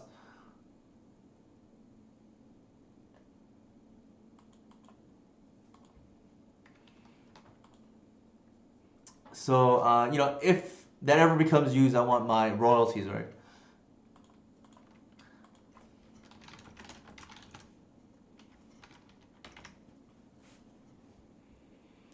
So it's been brought to my attention that our current list is easier to beat than the normal list that the other Elf version plays, which is running Leyline. The Green Mafia, yeah, that's a good one. I think with this, we probably just keep. We have a crop rotation, and then we and once can probably find the what's it called? Once can find a endurance or reclaimer if need be.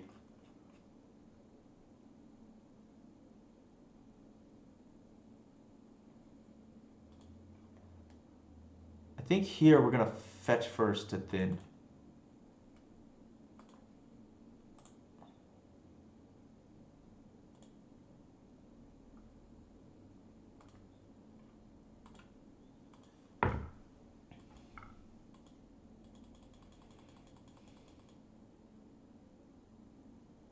The green gangrene, that's a good one too.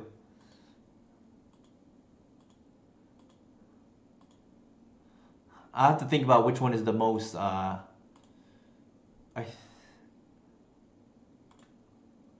the most appropriate.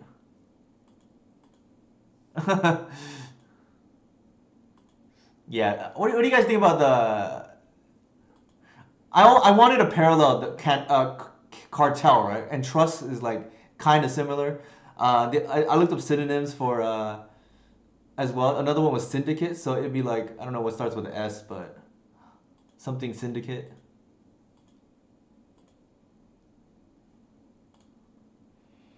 I think here.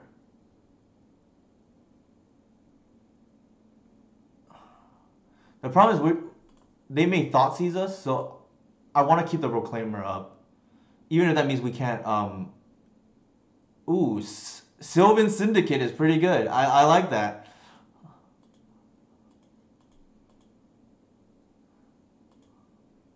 Yeah, that's actually the best one so far, I think.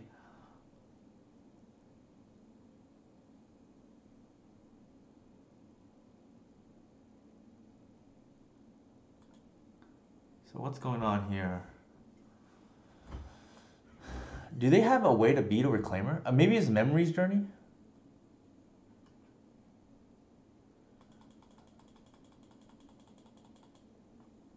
Like what? I think I just.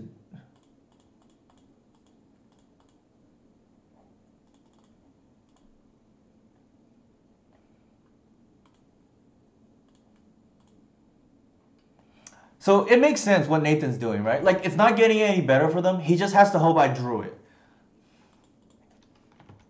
So it makes sense logically. Like I can't tell based on the context of their hand. Maybe it's like real awkward, and he has to go for it now, um, because it's only gonna get worse. So I think I am okay with him making that play. Like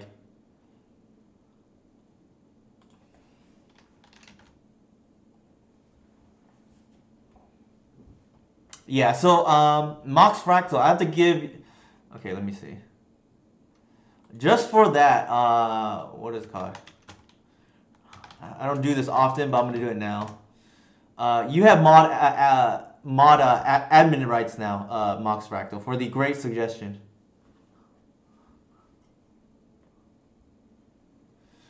I think we just run it back, right? Like, 2 mana to answer a Leyline of Sanctity is a lot. And I probably just not worth it, right? We just want kill cards, mana, and disruption. And, like, this is just too slow, in my opinion. Yeah, so he has a sword. He or she has a sword now, Mox Fractal. Keep.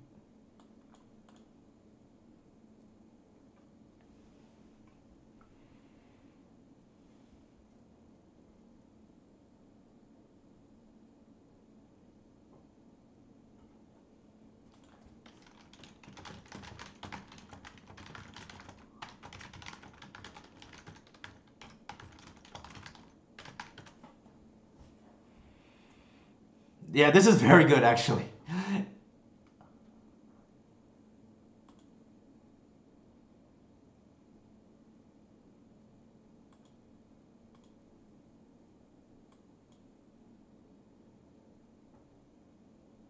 Okay. I think the line here is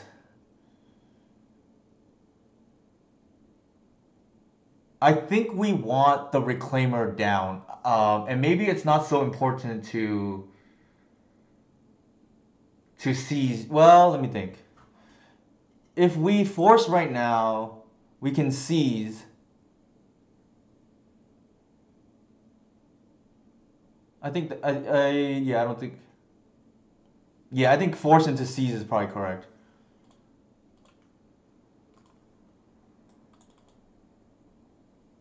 Given that we don't have a second land, I like. There's very tempted to reclaimer there, but I don't play Thoughtseize not to play a turn one.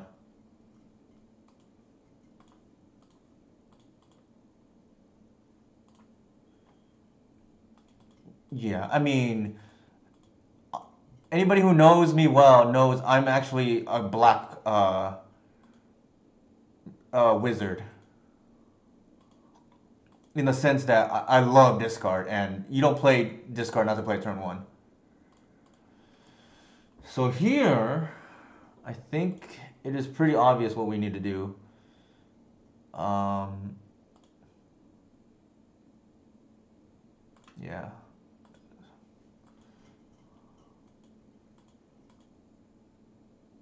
Yeah, you don't want to turn on pack too, right? You take their thing right there.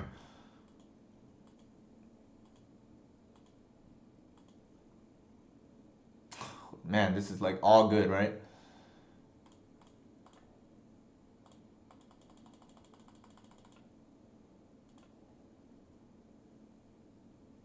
Like double stone rain.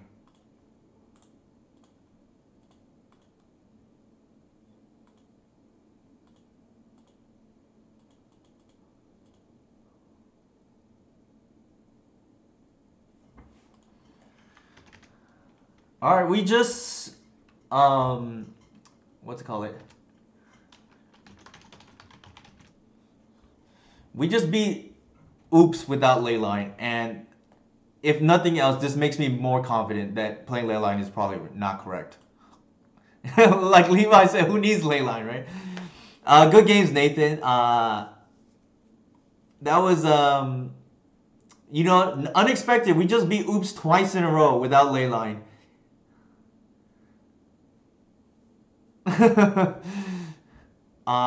Again, I don't expect to be favored against Oops, but it's not unwinnable as you can see.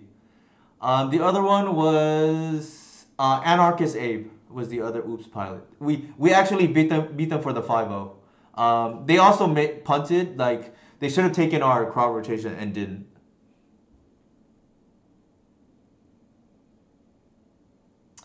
Um, I can believe 65. I don't think it's like 90-10 or anything like that, but yeah, I can believe 65. That's probably accurate given no ley line. I think with ley line, it is far more difficult for the Oops player. But Nathan kind of mentioned, via DM with me right now that um, because we're not running, it's easier than for beat. But if we do run it, it's probably, I would say, probably closer to 50-50 or even slightly favored because you lose game one, but you should be pretty significantly favored games two and three.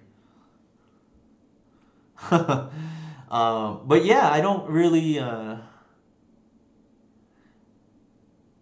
Yeah, 70%. Maybe I don't know, to be honest. I have seen the pendulum for that matchup swing like crazy ways.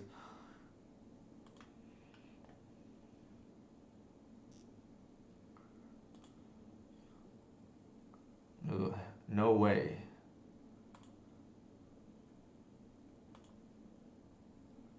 This is like reasonable. Um, Good games, Nathan. Always a pleasure. Good luck the rest of your league. I think you just put that back. We don't want to waste the Once Upon a Time for a land, and I think you want diversity. So that's why I'm putting back this similar card. Ah, okay. Good luck at your new league then, Nathan. I think here we're gonna fetch first. Okay, 3-2 is not bad. We are 1-0 now, as you probably saw in this league.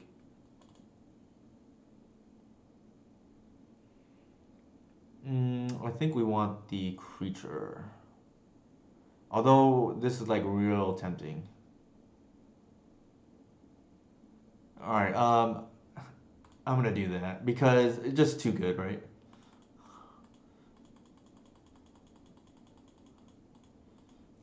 It's better than Visionary Symbiote versus just because sometimes it may keep a hand with Layla and it's missing a piece or two. I think 2 mana is a lot, Levi, for what it's worth. But there's some merit to answering the Leyline Sanctity, for sure. We are playing, I believe, Javier's deck. You don't see too many Mox Diamond into Ponder starts. I don't know. Actually, I don't know if Javier had that in his list, but the thing is, like, against these combo mirrors, my personal opinion is the way you beat combo is not with a million disruption or a million, what's it called it? Or what is it called it? Or a bunch of payoffs. You actually need like kind of like one of each, because there's a small window where before things get real bad for you. I think you want to go that, and I'm just gonna cash in my free mana right now. I'm probably more liberal than most when it comes to Guy's Cradle. Like if I can get the instant acceleration, I just think getting off the ground is just so important for elves. Um, you're not gonna typically speaking, an elf player will be favored the longer a game goes. There's obviously exceptions to the rule. Lands being like one example, but and maybe it's Casey's deck.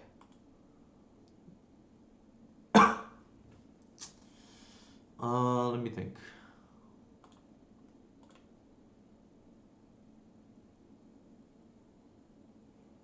Yeah, you can blow up the land. That's fair. Although like you're not developing your own board is the only thing, Levi. But it's definitely worth thinking about. Uh, it's not necessarily wrong for sure.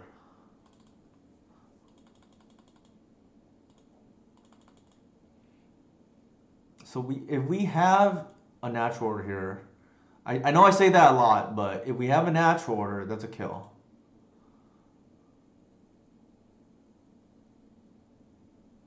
Uh, I think we take the visionary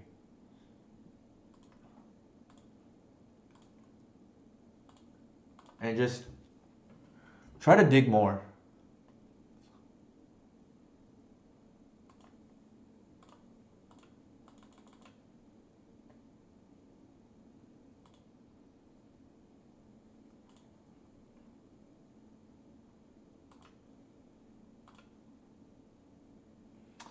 Is there anything else that we can do? No, there isn't.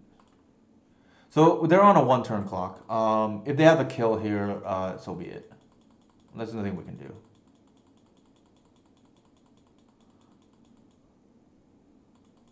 Uh-oh. Flash creature? Oh my god. I was not expecting that.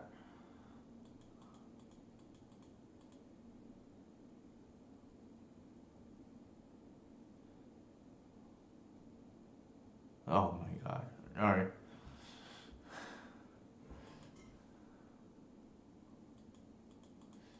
Yeah, oh my god, yeah.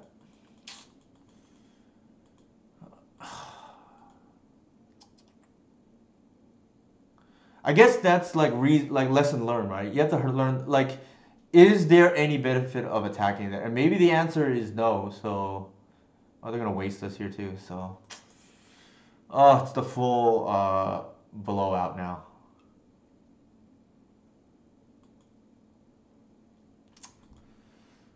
Yikes!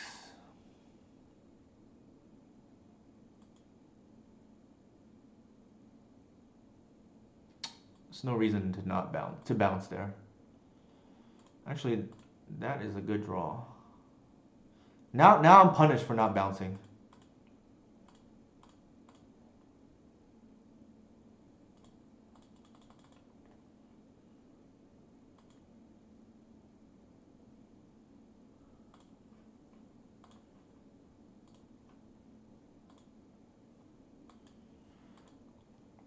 So that's on. That one's on me. Like that's what I get for not for what is it called? For not bouncing there. Is a punish. So two minor mistakes because, and the second one is more because I just figured I didn't have the mana anyways, and then of course I draw the card that matters. Super, yeah.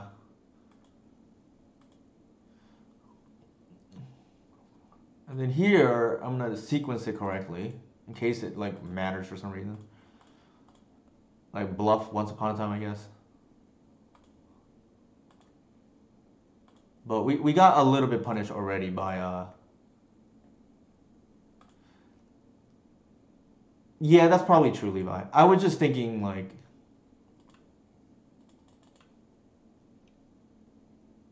definitely. Hmm, that is an interesting draw, for sure. I mean, I know I say this a lot. It's like it's always the same cards, like Natural Order or Cradle wins the game. That's a redraw. Actually, we can just screw our opponents here with a Green Sun for Collector Oof.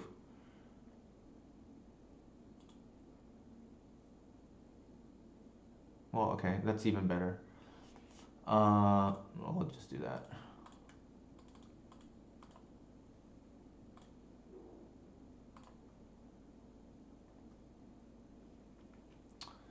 It's nice. It's the best of both worlds, right? Like, you make the two misplays actually. Yeah, so my logic was along the lines of Jeff, where if I draw Cradle, it's lethal there. Um, but I think Levi's right because we were actually off one damage anyway, so you actually bounce. But this is the best of both worlds. You make the mistake so you learn, but you still squeak it out.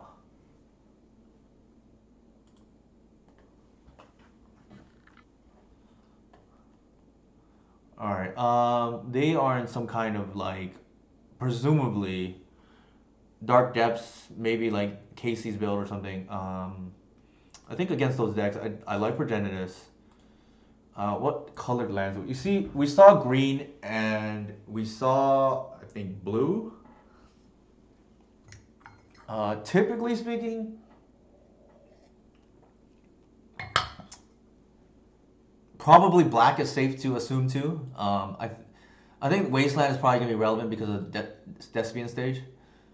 Um, I don't think I like Endurance.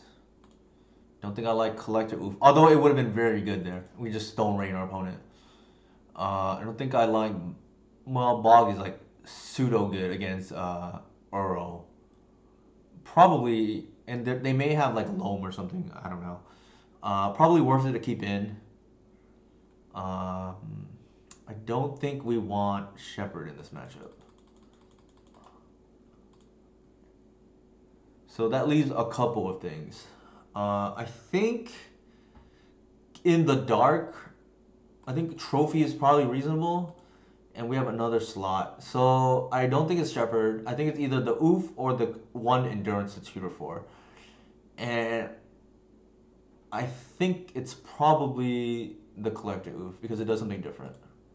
Like we already have the Bajuka Bog, and that's probably good enough in case they run Uro. I don't think we are gonna tutor for it, and we do have the Gris, so let's probably run this. Let's see how it goes. This is my argument for why Reclaimer is the best card in the deck, best creature in the deck, because here you see Allosaurus Shepherd being boarded out. The only creature in this deck, and I'm not counting Arbor obviously, to never get boarded out is always Reclaimer. Every other creature comes out in one way or another, but uh, besides Arbor, even Hoof comes out. All right, so they're okay. Maybe I don't know how many sagas they're running, but it's like something to keep in mind for the third game if it gets to it. which is Force of Vigor. It didn't look like from our first game that Force of Vigor would be that great, and I suspect it probably still isn't.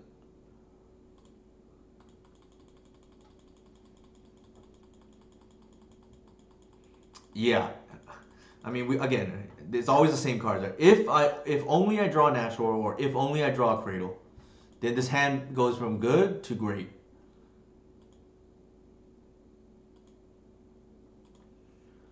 I mean, this deck does top deck very well. That's kind of a savage top deck. Okay, so they do have looks like blue then, which is fine. I don't mind that.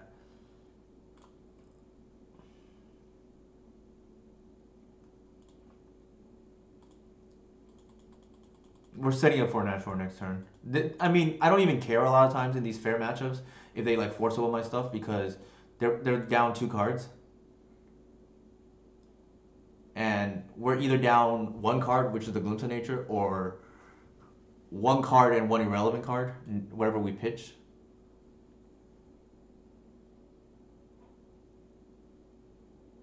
Yeah, I mean that's a fair point, Levi. That's why I didn't board in the what is it called, the force of it. I don't like it because we don't have brainstorm.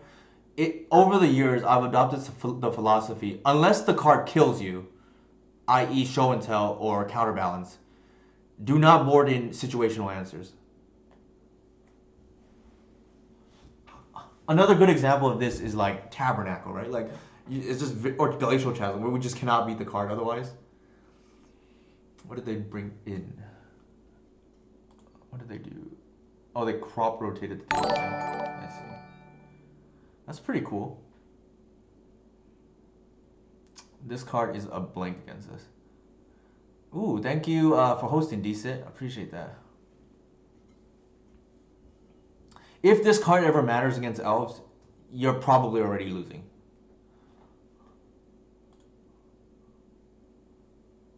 Alright, they're just dead. Outside of us drawing the hoof. And even then, I actually, yeah.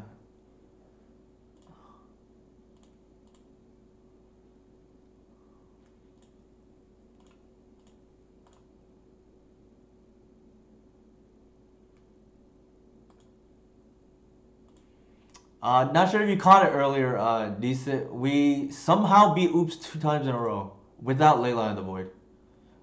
The first one was even more clutch because it was for the 5-0.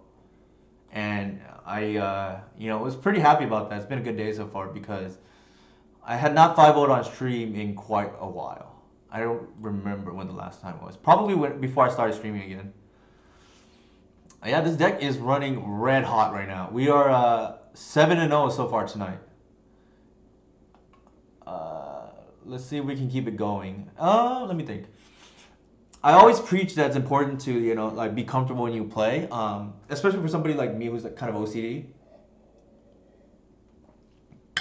So I'm gonna go take my own advice for now, get some water, and use the restroom. Be right back in a minute.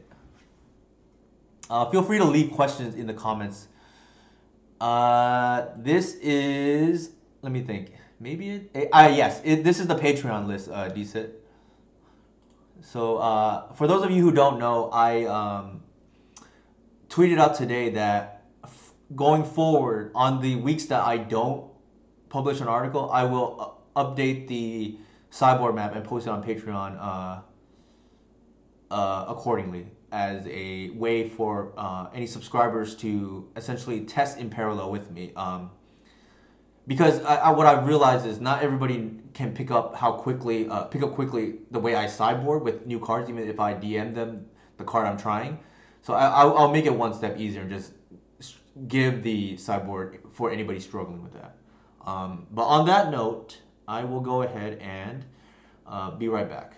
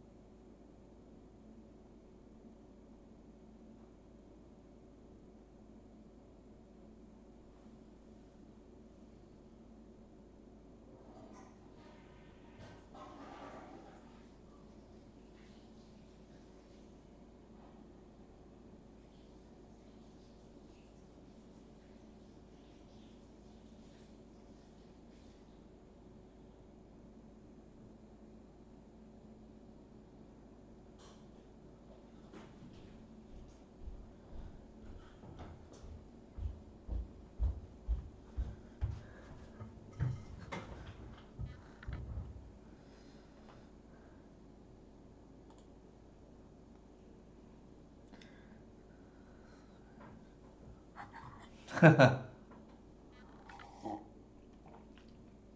assuming you're Mox Fractal. You're referring to the image.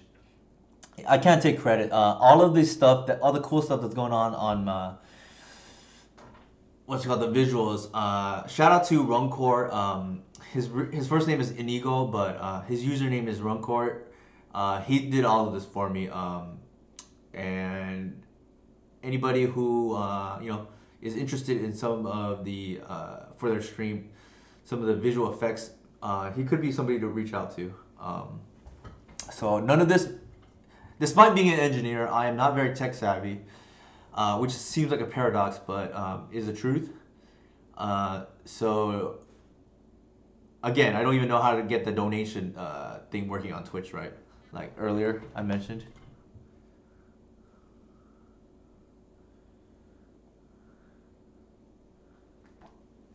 P Miz. Don't know. This looks like the modern. Is that right? Avatar. Oh, oops.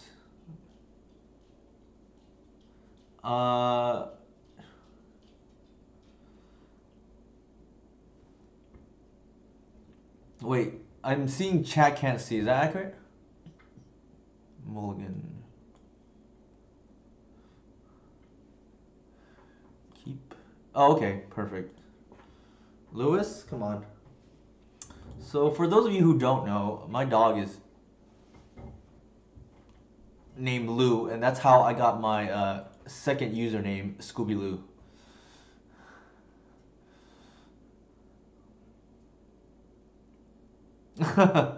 Okay, I'm glad it wasn't the stream breaking down.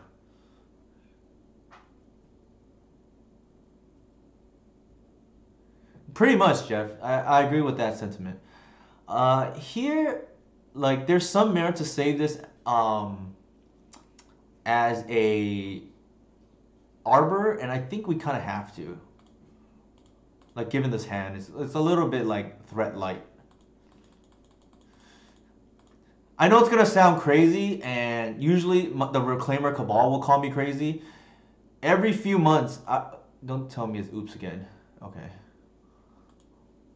Every few months, I'll have the itch to trim the Shepherd count, and luckily, thank goodness for the Reclaimer Cabal, because they will talk me off of it, because this is not really a card I like to see in the beginning of the game. If which is the little secret about this card. It's really a card you want to see in the mid to late game, because it doesn't make mana. Yes, there again, right? Don't cut Allosaurus Shepherd.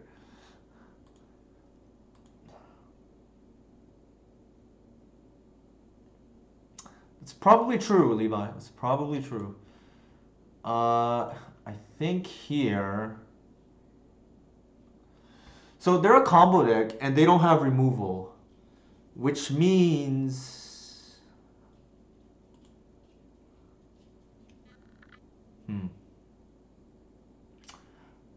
We can't do anything about stopping them this turn, but we can actually set up lethal next turn, and I think they're on Doomsday actually. I think that's what we're gonna do. Heritage Druid.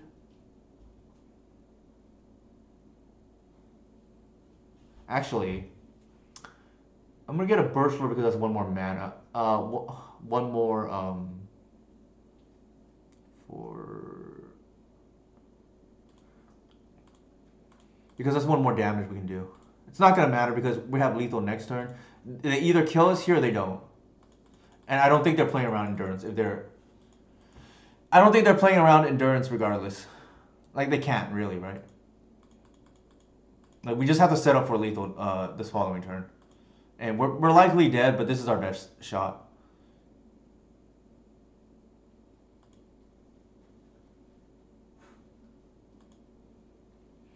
So one thing I want to highlight with what Levi said is when he says that, he doesn't mean you actually will lose necessarily, but you probably will give a percentage point. So like, what I mean by this is there was an event last year where Josh, if he's on or watches later, and you're both top 4 of the event with my list.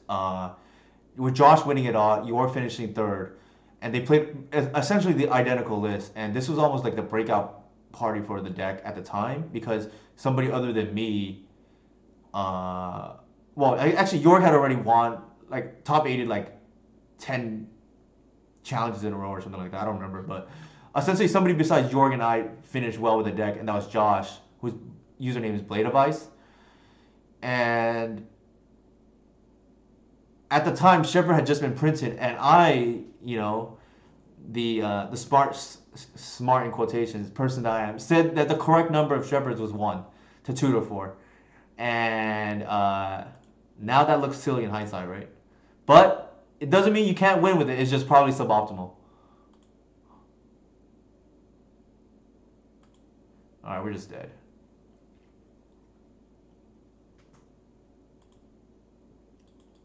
We did what we could. Like we set up a turn 3 kill.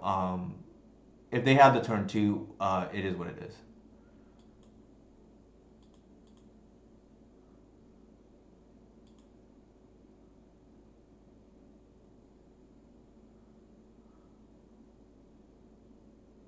Yep.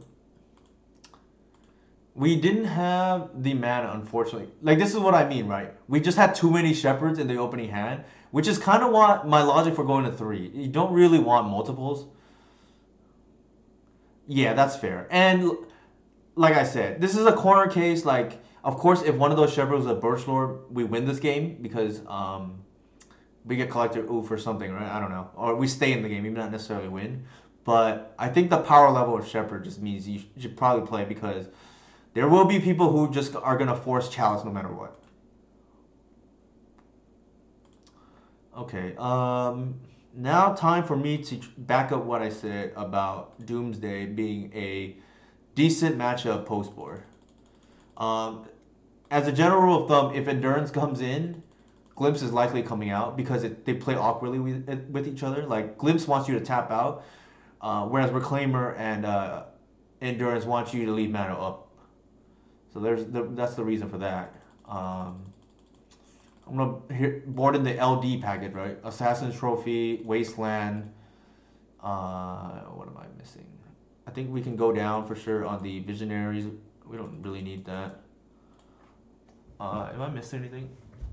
I think that looks right. There's an argument for Bog. I just think they're gonna respect it for no matter what. So I actually board it out and it's not really a card you want to draw. And most of the time, they're not gonna go for a deep analysis line when the other deck has an Elvish Reclaimer. And it's hard too, right? Because you don't really want to tap out.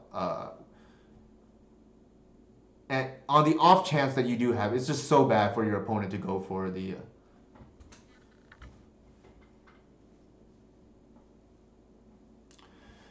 So what Levi is saying is the traditional argument for why people would be boarding out Glimpse. I personally never did before, but that's the other argument that people would use against me in the past, which is when you're boarding out all these creatures and you don't have the threat density now to make Glimpse of Nature a Ancestral Recall Plus, right? If it's just a thought cast or just a cycle, it's just horrible, right? I think with that said, we will submit.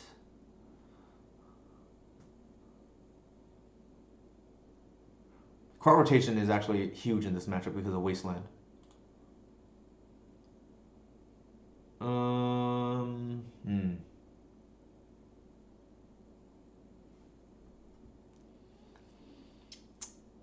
This is a little bit dicey because you're not guaranteed.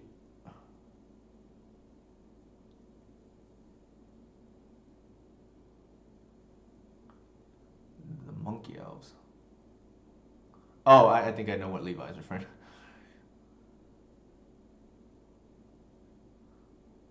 I think so too. It's like borderline because of the oof, but if you miss a land, it's horrendous. This is significantly better.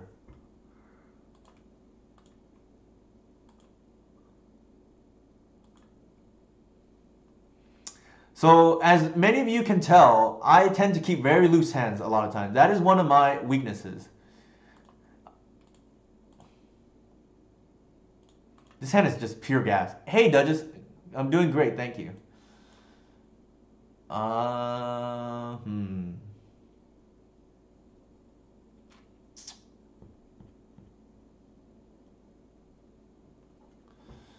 It's the brainstorm or the seas. And I believe we take the seas because we gotta protect the endurance. I believe we take the seas because we gotta protect the endurance.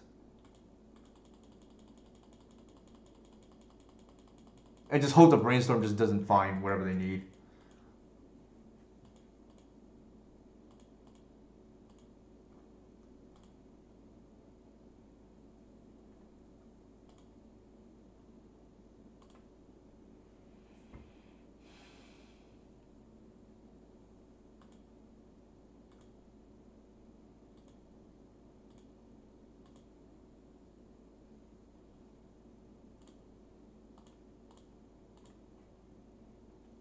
I think here we're just gonna ramp up, right? Like we're playing towards natural order. That's the other thing that I've really appreciated about the new sideboard plan.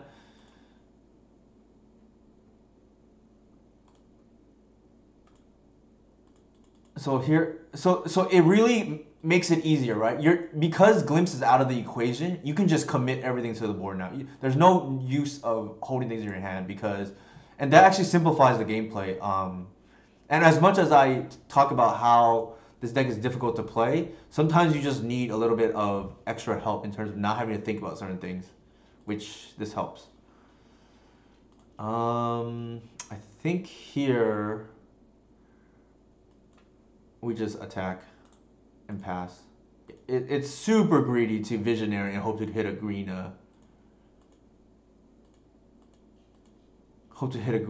creature spell.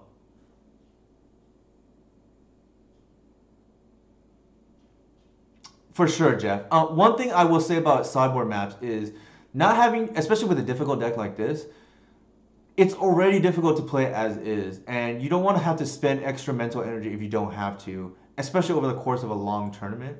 Another thing is being difficult to play is actually a drawback unless you can play well enough and then your opponent misplays because they don't know how to play against your deck. Then it becomes an advantage. It doesn't work away the other way around. Right? You hope your opponent misplays so your misplays are okay.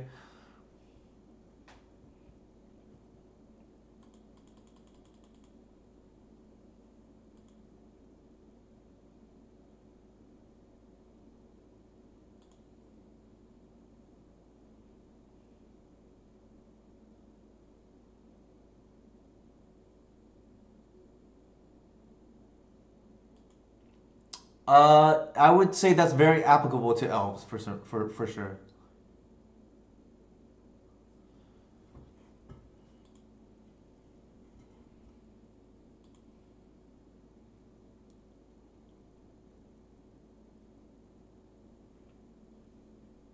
I'm a little bit scared that they can make a Thoughtseize pile here. Uh, I don't think Daniel streams, but I could be wrong.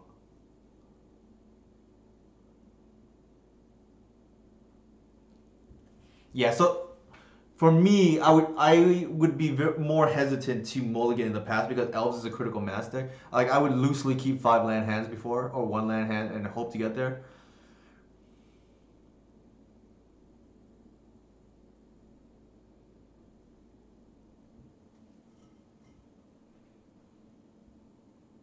Okay, so Levi will answer on whatever's on Daniel's behalf. So for those of you who don't know, Gold Ducat Daniel also top aided the Eternal Weekend event, and just I think one of the few people that had like 2,000 elo and constructed before. So very strong player.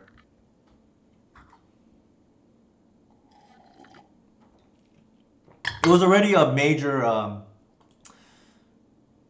milestone for me, so to speak, when I with only leagues, which is probably the cool part about it. I hit 1950 elo with this deck. I think like 2 months ago or whatever it was. And that's probably one of the highlights for me with this deck, especially since with leagues it's very difficult to hit like something like that. So and 2K is just insane too. That's like a very exclusive club.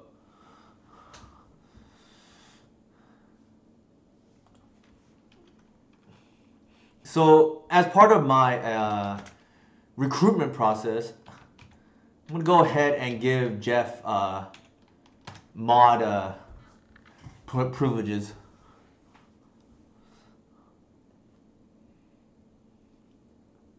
There's an argument to be made. We take the brainstorm earlier, but I just think our hand is just very medium.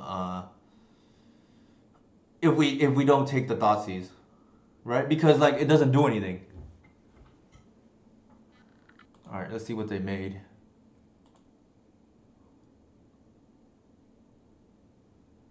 They didn't keep in the LED.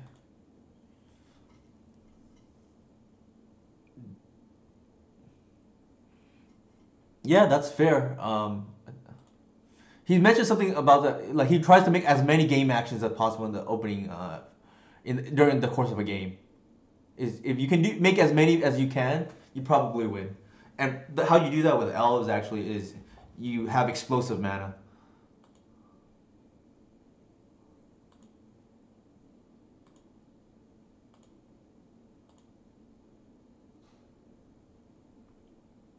Oh, this is sweet. What we're gonna do here is we're gonna shut off their Lotus mana.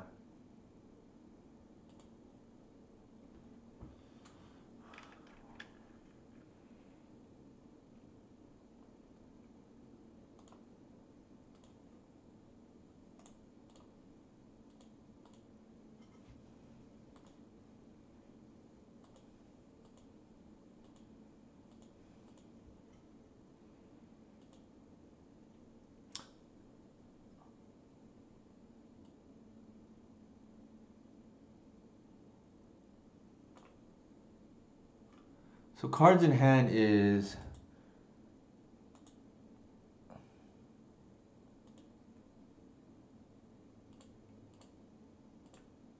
so they already anticipated we had the endurance because we thought of the way we're playing. Uh,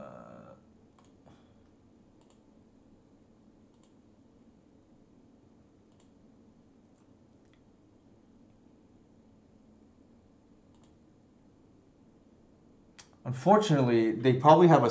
I think they made a pile that has a second. Oh, interesting.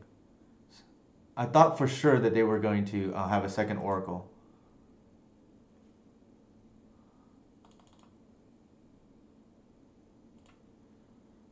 Cradle. That's actually okay.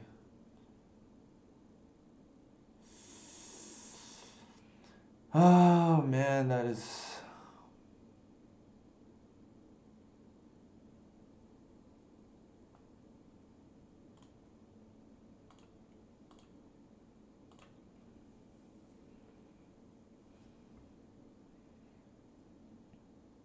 All right. They conceded. I was afraid of double Oracle there. All right. So game three is the harder game. Hopefully, on stream, my record has been pretty good against Doomsday lately, including Romario's. Hopefully, we can keep that win streak up. Uh, and so, but yeah, I think at some point, if they realize, like, against better elf players, and their win rate is not as good as it once was, which I thought it was almost unwinnable this matchup earlier this year. Hey, Centeno, how's it going? I think the cool play was beating Oops, without Layla of the Void. Uh, I think, like, at the beginning of this year, I was doing insane things like playing blue for Stifle and Ipnu Rivulet just for the Doomsday matchup because of how bad this matchup was and how good the Doomsday players tend to be. I think we'll keep as is.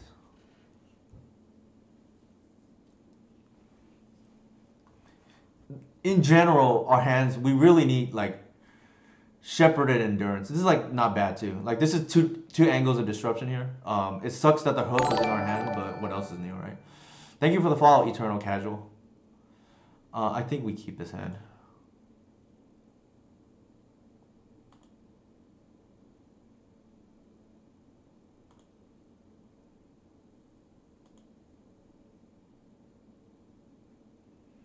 Interesting.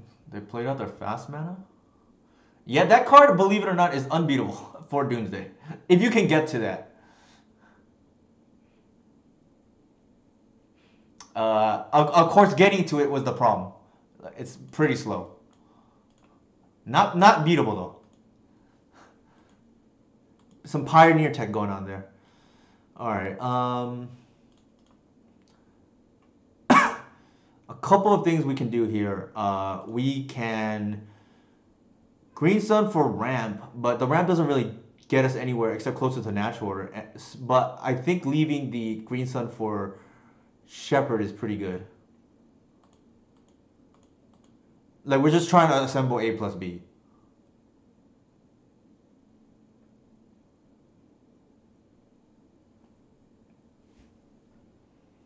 They may daze this, I don't know.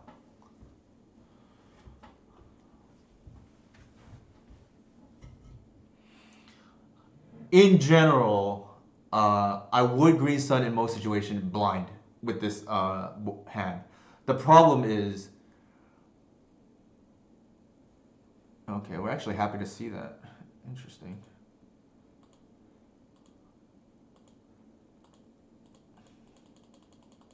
The problem is Green Sun there doesn't do us anything, and then we like doesn't progress us anywhere, so it's kind of a waste on turn one.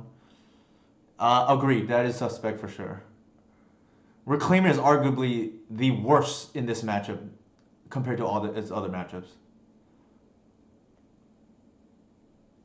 Like, and I'm a big fan of Reclaimer. This is probably the worst matchup for Reclaimer. But even then, I still don't board it out because in the matchups where Reclaimer is bad, it turns out a 1-mana 1/2 is Elf is probably still good enough. Like better than your other stuff. That can situationally get Cradle or be a 3/4 in the much later in the game if you've lived that long. Ooh, okay. So that probably takes the natural to the Green Sun, I imagine. Okay, that's good. Oh, they're scared. That's pretty funny. They're scared of the Wasteland there. Or the Cradle, I guess. One or the other.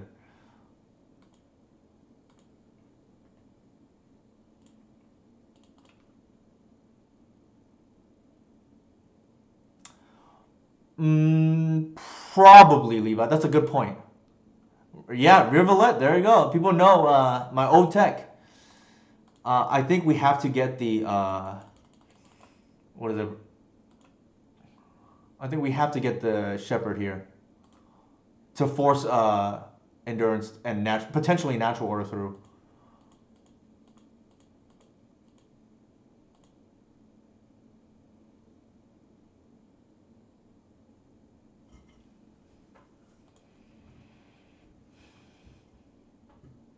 I think if we hang on to win this game, they probably cost themselves with that force. Ugh, not what we want to see.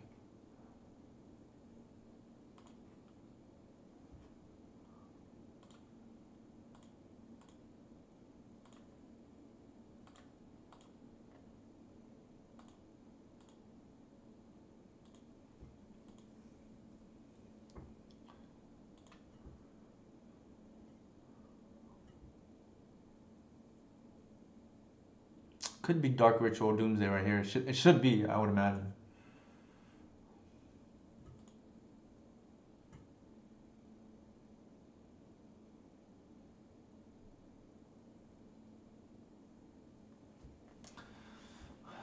Argument to be made that we saved the Green Sun for the Collector Oof, but that's just weak to so many things. Like, and I think it's. I mean, who knows? We didn't know we are gonna top deck the Shepherd there, but I think that opens up more lines. Like we want to be mana efficient, and especially if we draw Thoughtseize. It's like suddenly awkward, right? They're gonna go to 8 here, um, and we'll see what happens.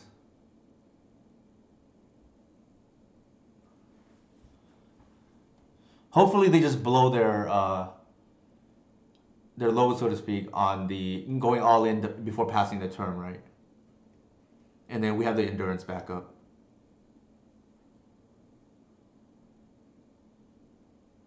Did they see? Oh yeah, they know about the endurance in our hand.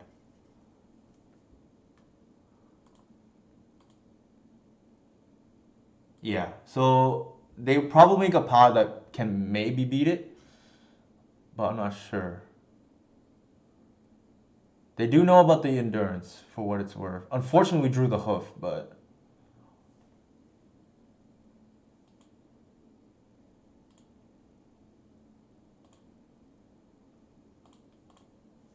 let's see.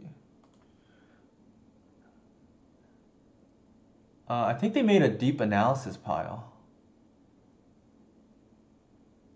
Yeah, and they have the LED here. Is two Thoughtseizes the norm? I only see one in the yard. Actually, both are gone.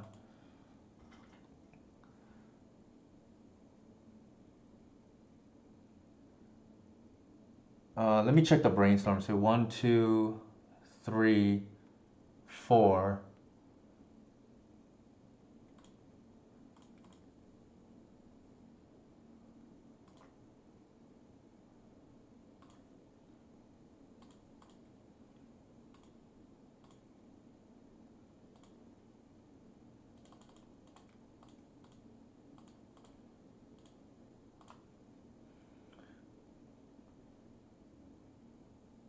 I think we're gonna name sorcery here because ideas unbound.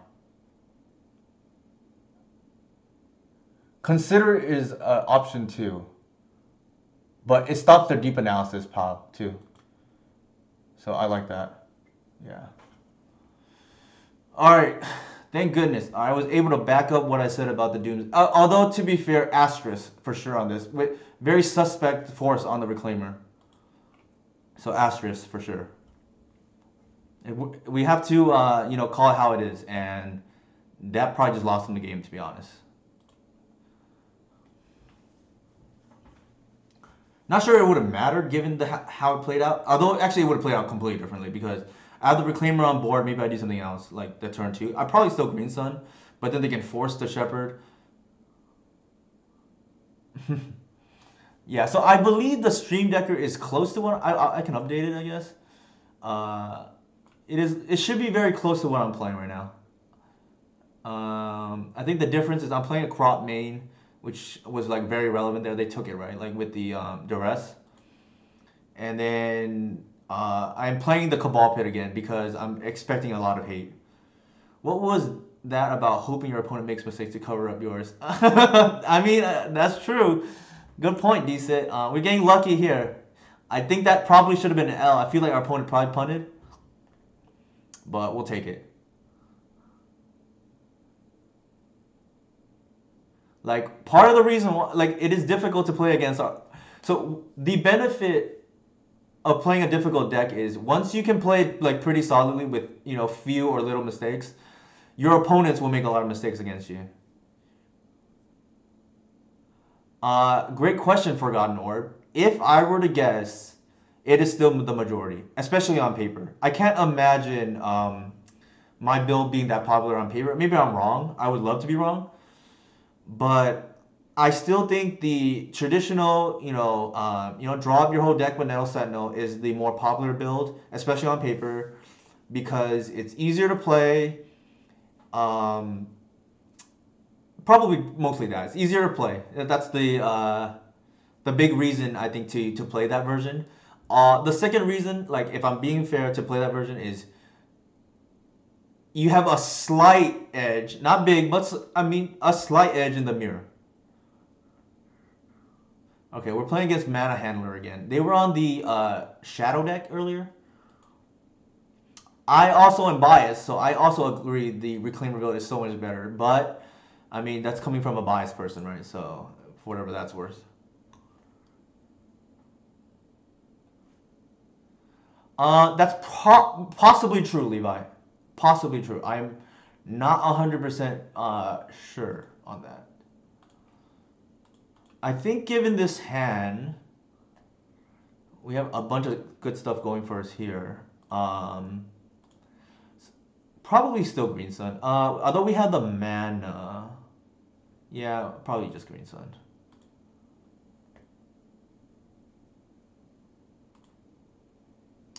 I think overall the Reclaimer build is significantly stronger. But I will say you have small edges against certain decks. The Mirror is one of them. I also think potentially Green White Depths is another. And while you're not favored in these matchups, I would imagine there's it's better against Tess, Belcher, and like those kind of decks. But you're not favored against those decks anyways, so you're not trying to race them. Is my personal opinion on that. But if they stumble, you can steal a game one.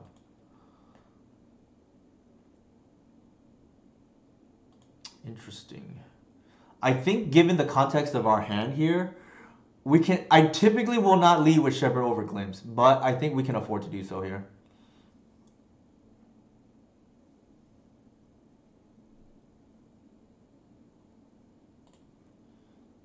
And I think we want to actually maximize our mana.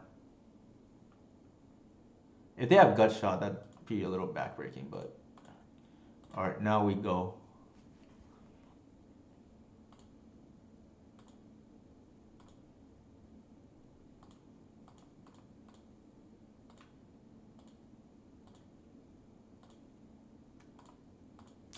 We kind of just have the nuts right now.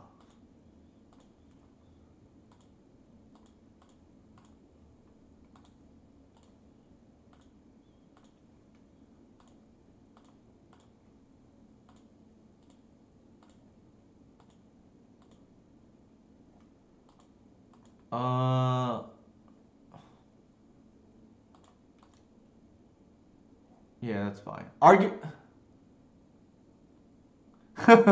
Argument to be made. It's also much better against the graveyard decks, Levi, besides the fair decks. Argument to be made to pitch the endurance here, but really no reason to. Yeah, the crop is just a savage in the middle of a glimpse chain. I also like it because so something that's been brought up to my attention is like for to maximize on the utility of your lands. Why not just play multiple crop rotations? I actually tested it the other day, and I remember why I don't like it in this current state. It's because with the printing of endurance, crop rotation, if you draw multiples, it's actually a little bit you have this you suffer the issue of diminishing returns because if you already have endurance or you already have the guys critically, like it doesn't really do anything a lot of times. So you don't really want too many. I'm playing one over the third heritage in this stream today, and the last few days because I want to test like how the additional hate card in the main deck. Like essentially anybody who looks at my deck is essentially good Maverick, right? If you want to or like combo magic, Maverick, whatever you want to call it, because it's just a bunch of bombs in the main deck, like Collector Oof, Endurance, Archon, Bog. It's just like all the hate. Uh, and I just wanted to see how much I can squeeze out of the main deck out of hate because right, it's like green white depths without the depths. Like it's just utility everywhere, like just mono bombs essentially. And Heritage is already the worst creature in the deck. Let's see if we can get away with two and two Birchlore. Like Birchlore is secretly significantly better than Heritage in the fair matchups. The only reason why we still play Heritage is because sometimes speed matters. I mean, this game is over already, right? Like they would have to kill our shepherd in response to the natural order.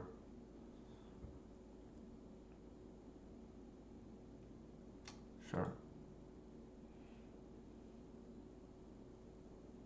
Birch Lore is very good in my opinion. Yeah, for this deck. They probably should attack, but I get why they didn't.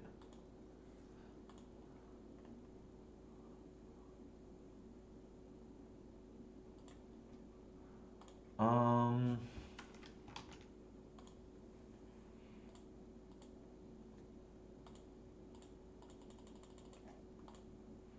I'm being a little bit sloppy here because I think the game is virtually over. But if you there's some permutation I'm sure that punishes us, but very unlikely.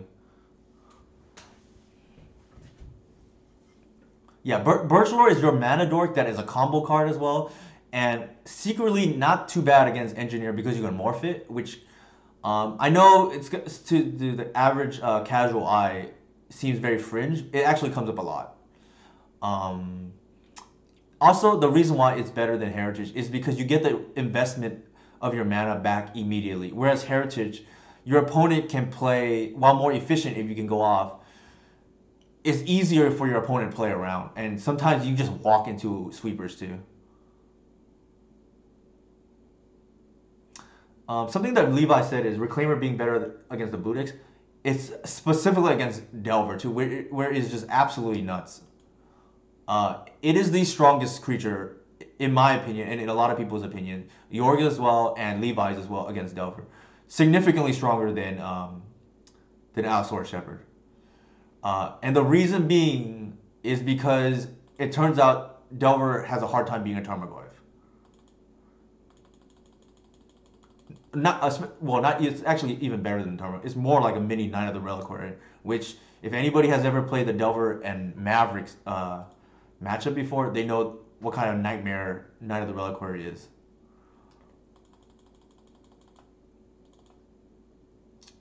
So here we're just going down, like we're trying to make our cards more live at all stages of the game because we think. Essentially, what I'm doing here is I'm betting on my deck. I'm betting if the game goes long, you can't beat me. And the way we do that is we take out the clunky cards like Natural Order and Crater Hoof and Archon.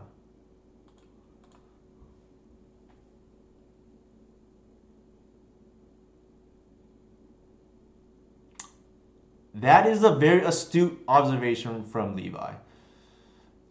Those are the four best creatures against Delver, and that is a big reason why they're all the four hoofs. The like Heritage is pretty bad. That's why it's, down to 2 or 3, right? Birch Lore is not bad. It's like decent, but you don't really need too many of those effects, so it's like a 2. Also another 4 of Endurance. That's also a 4 of, and uh, I told Levi my power rankings and the reclaimer of the creatures against Delver. It's Reclaimer 1, debatable between Shepherd and Endurance number 2 because Endurance is more mana intensive, but Shepherd is more weaker body. So they're 2 and 3 in some order. Symbiote probably 4, and then Visionary 5. Birch Lore 6, and not even 7. You can say it's like 10th is Heritage because of how bad the card is against Delver, in my opinion.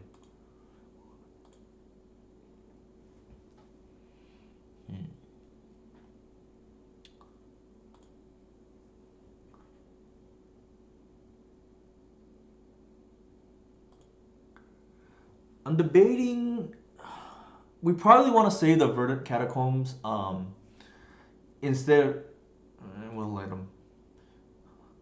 We typically want to save the Verdant Catacombs. I mean, we'll sort of fetch the deck thing before Once Upon a Time, but I think here we need access to black later in the game, so probably not. They make. Oh, actually, I screwed up boarding. Actually, I should have boarded differently. So here's my sideboard map. I board actually a little bit differently against Shadow because they have Plague Engineer and you want to go over the top with Natural Order. So that is a mistake on my behalf. I'll fix it game 3 if it gets to it. So the endurance is not that great against them, unfortunately. They want to daze this. Be my guess. This is tempting. Gris is like real good, but so is the Shepherd. I think the Gris is the take here. We can reliably get, I think, get to turn 3.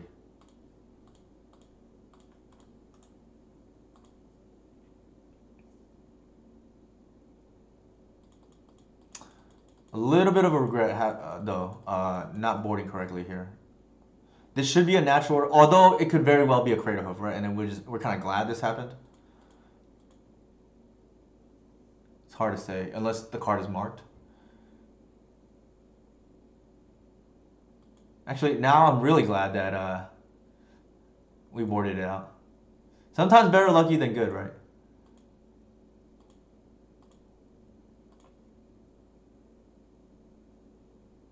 I think like this. Don't daze me, bro. This was all part of the plan. Agreed. It's working out masterfully now. We are not gonna attack. There's really no reason.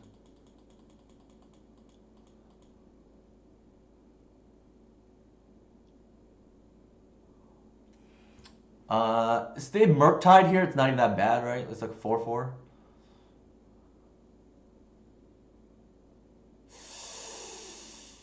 Ooh. All right.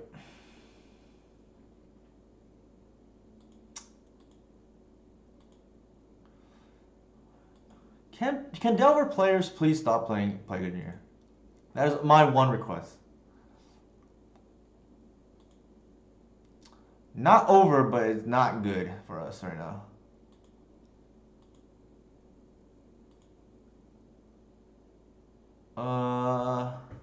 They know about the Gris. If we plus here, they just kill our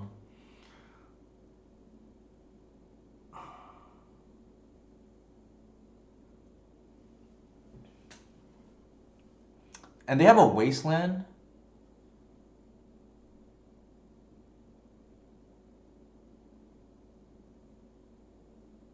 I think let me see.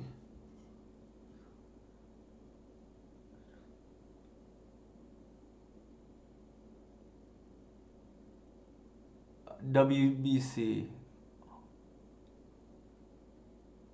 Yeah, I also am leaning towards that because we don't want to lead with the Arbor. Like and playing Visionary is just bad use of our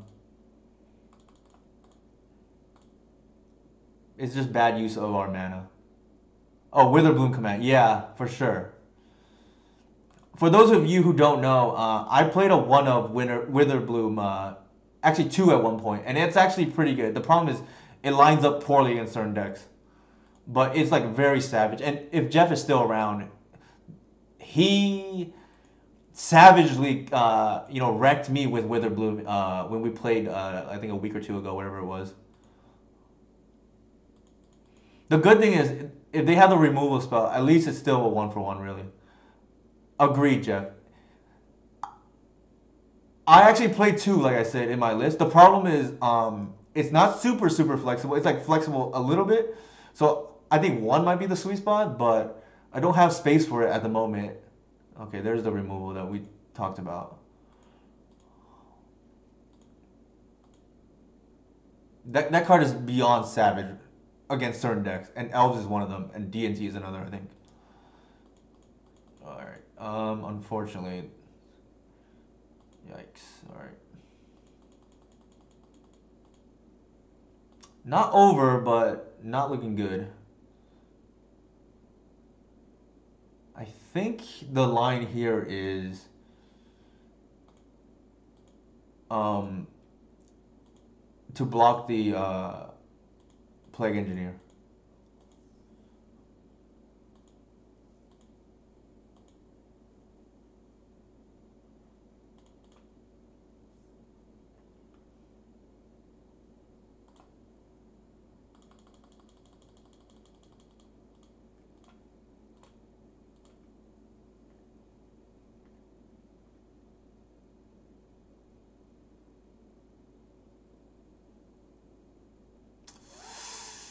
Oof, painful, painful, painful. Cage is obnoxious though out of Delver. Like that's not a card I want to see out of this version too. Like normally out of normal Delver that's fine, but I think it's gonna be hard to win. I definitely think if we our game plan is to fade a Cage and hope the natural order wins against quad engineer dot deck. It is for sure. It's their equivalent of A plus B, right? I think we play the Arbor like nothing we can do, right?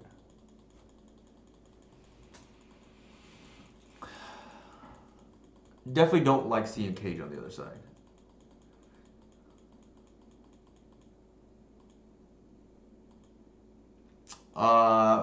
From Elves Forgotten Orb or what? Or which side are you? Are you playing Elves or are you playing Force C Control? I like the second Gris a lot. If you're expecting to play against a lot of control, I think here we're priced into blocking, and the logic. Yeah, so Levi said it too. The reason why I like the second Gris a lot is because it's always good, pretty much against control, and you're kind of forced into blocking it because they're gonna continue to spew out 1/1s. Typically, I don't block Ragavan, but we kind of have to now.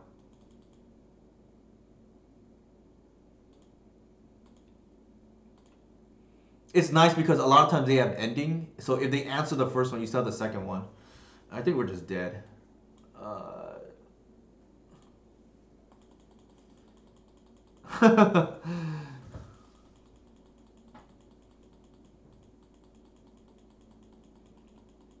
but yeah, Gris, like just some decks can't even beat it. Like any Grixis colors decks can't really beat Gris or slower version.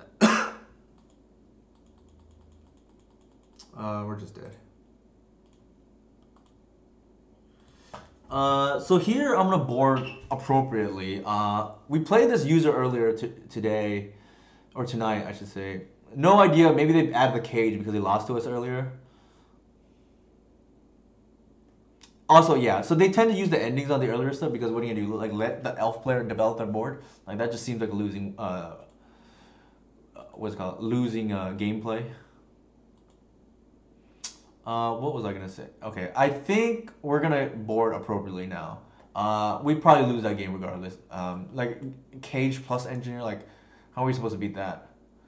All right, so we're gonna bring back the natural orders, which I think I like in theory against these quad engineer decks that just try to like engineer us out of the game.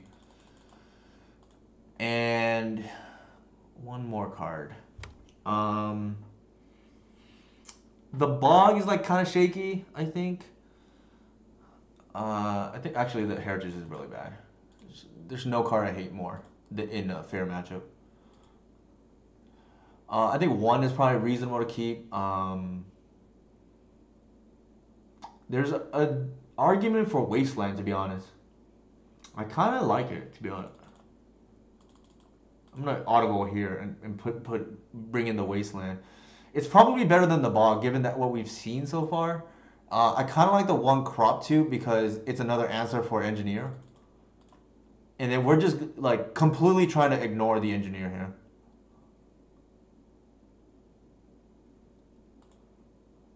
I think we're okay with this.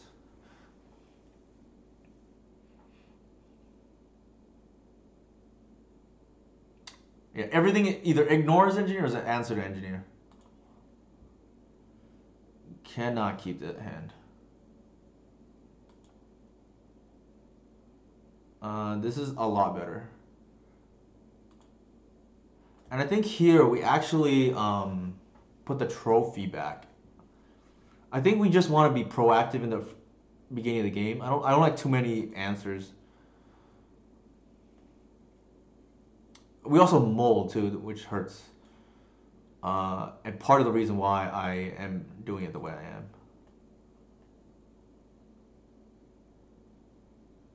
Right. And drawing a second one is a catastrophe, essentially.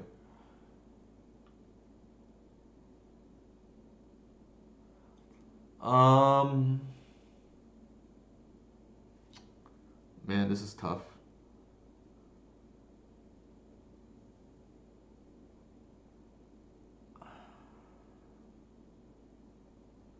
I think actually the keep here is the land.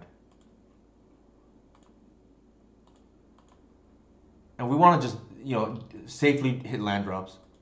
Because we are keeping it natural order. And with Reclaimer, we can always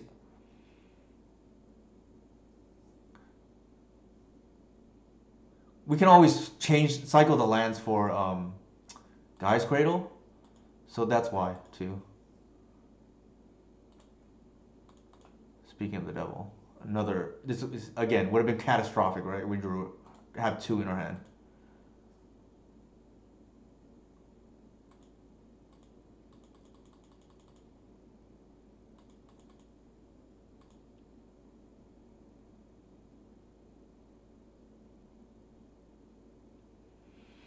Cabal Pit is so clutch right now too because okay.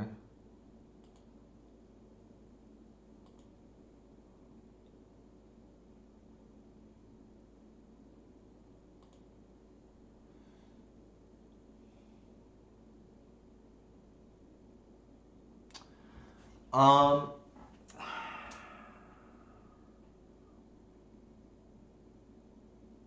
Let me think.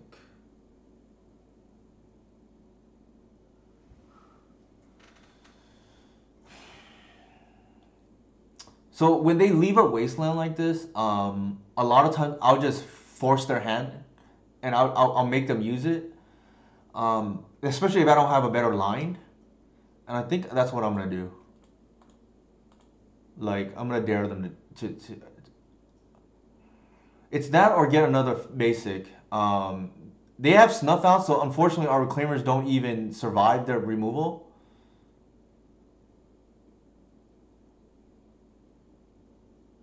Another thing, actually, what we can do is we can get wasteland to wasteland their steam vents, and what that does is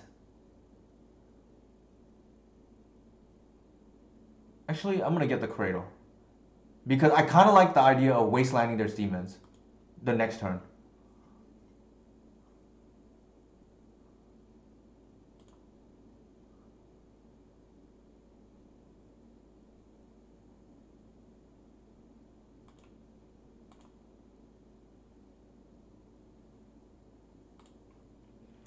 I think with this board state, good chance they have land. I probably want to ramp to be honest.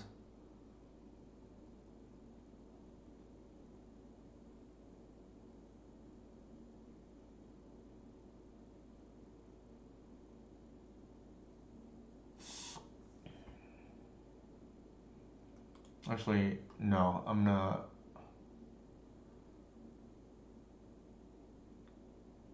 gonna leave the option open and see what they do. I fetched the play around removal. So if they have, I didn't fetch the Bayou because it's kind of important to keep in the deck at the moment. But if they have another land, I definitely get Cradle. If they don't, I would have wastelanded them.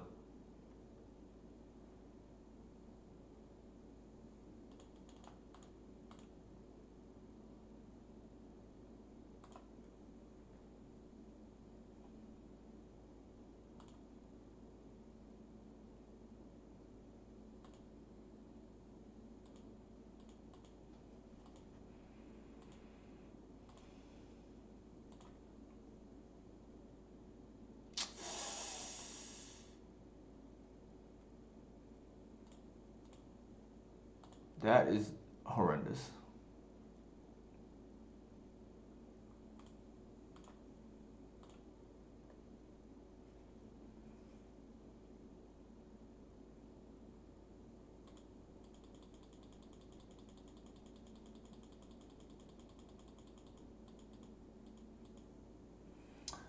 We don't have a third basic forest, Levi, and we preemptively unless we're gonna sure unless we preemptively fetch Bayou, which is reasonable.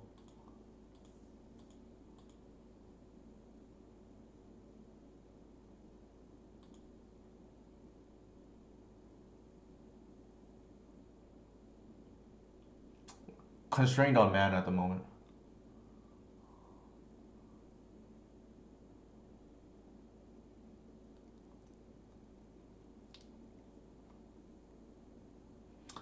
That's fair, Levi.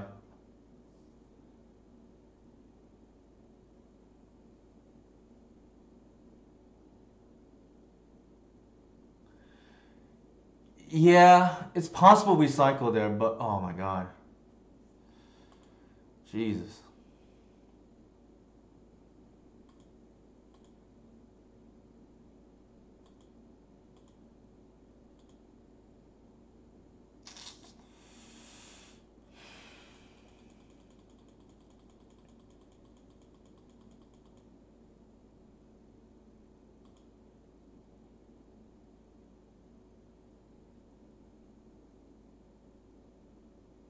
Snuff out is brutal in this matchup. Um, because typically Reclaimer is too big for Lightning Bolt.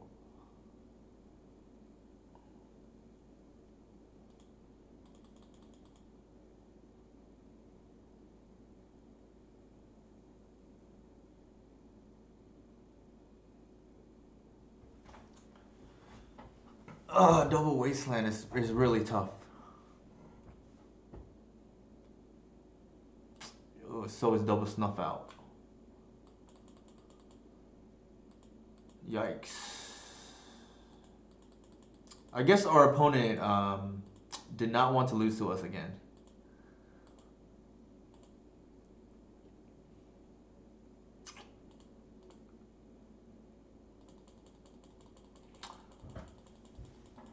I'm not sure anything could have been done about this game.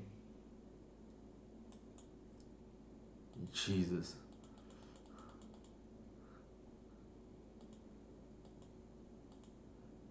I think I'm okay with the result. Like, I'm trying to think what a victory would have looked like against their hand.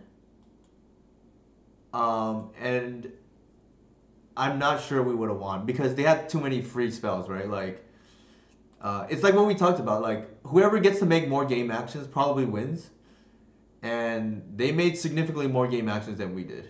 Um, like we were stuck. They had the two wastelands and then into two snuff outs. Like too many free spells in my opinion. And yeah, they have no cards left in their hand, whereas we have four. I think that's the difference. I think this matchup is probably very tough. I've always thought Shadow was like one of the toughest Delver matchups or Temple matchups for Elves, and the reason being is because they have a fast clock, they have Thoughtseize, and they have Plague Engineer. Um, typically, you could beat two of the three, but three of the three is pretty difficult because the reason being is because against these decks, you're forced to go fast, and you can't really play around this card. Any slower deck, like I can beat a Plague Engineer like just fine. I mean, it's not easy, obviously, but like you can navigate through it. A lot of times against these tempo decks, you just walk into the sweeper and you just accept that that's gonna happen sometimes. And while this didn't really beat us, like this plus Cage is pretty bad in my opinion. And they had Cage both sideboard games. So I mean, can't win them all.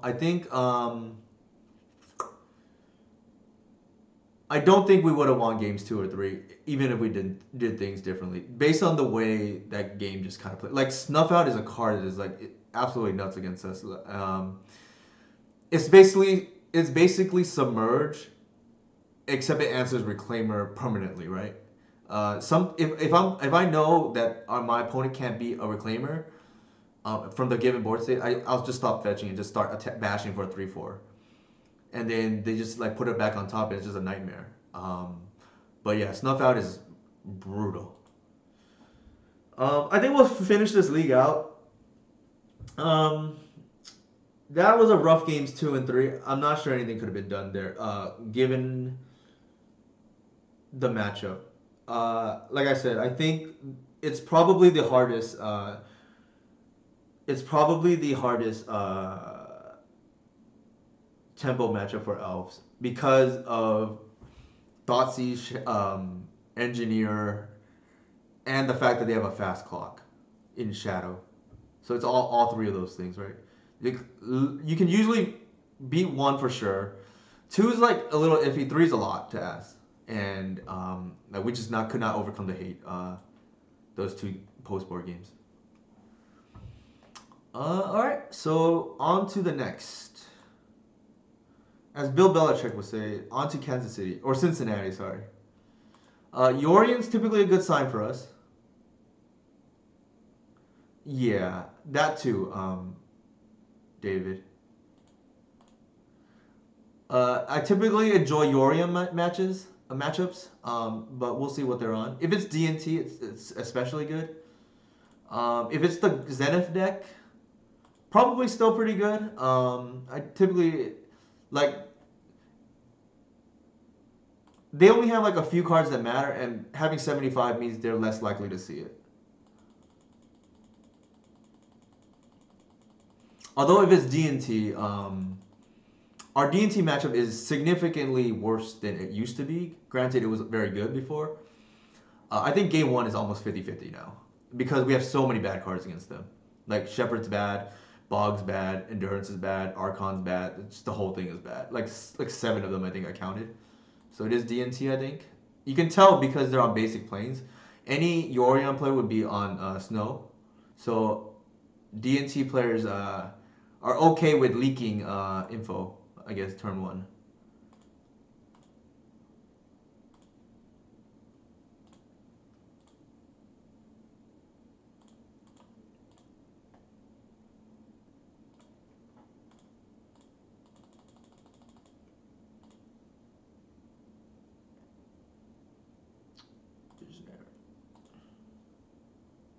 Ooh, that is an insane draw.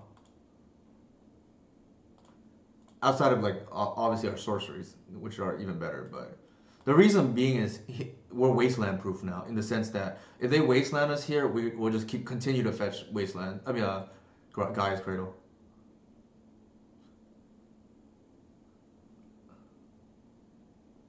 Okay, that's pretty good.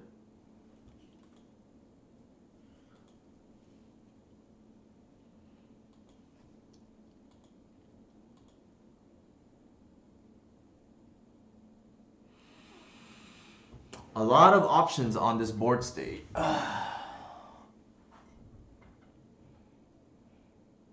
I'm gonna go ahead and attack and see what they do.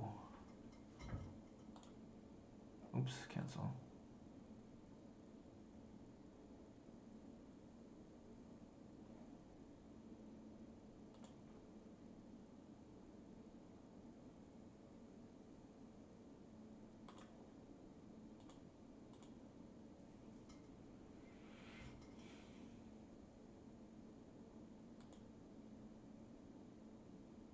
So heads up by them for not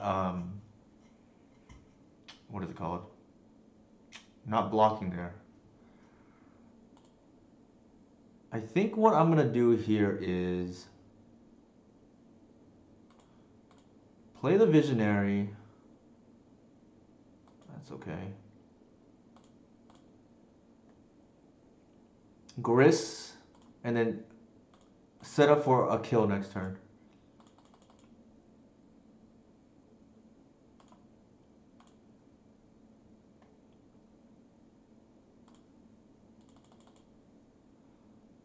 Here, it doesn't really matter.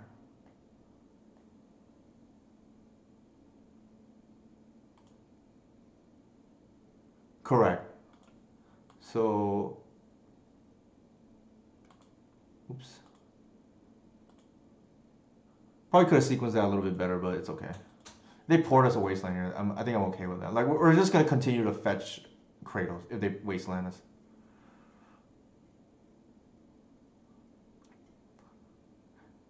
I've said it for on my stream before. Let's see. Maybe they'll take a turn off now. I've said on my stream before. Ooh, that is not what you want to be doing.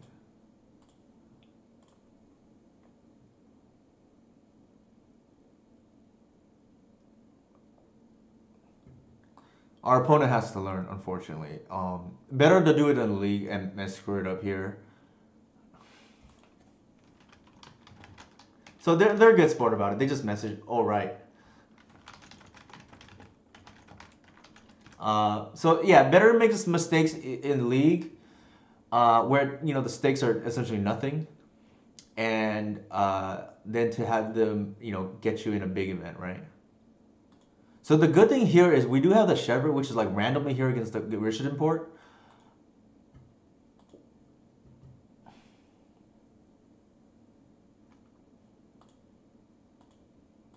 So we're gonna start bashing now.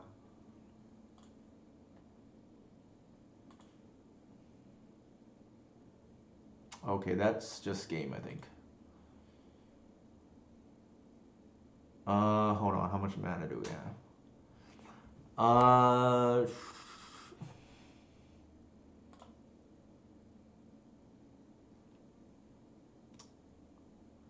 so the way we screw this up here is we accidentally mill 1, 2, 3, 4, 5, 6, 7, 8. Actually, no, we just have lethal. We don't even have to take the chance.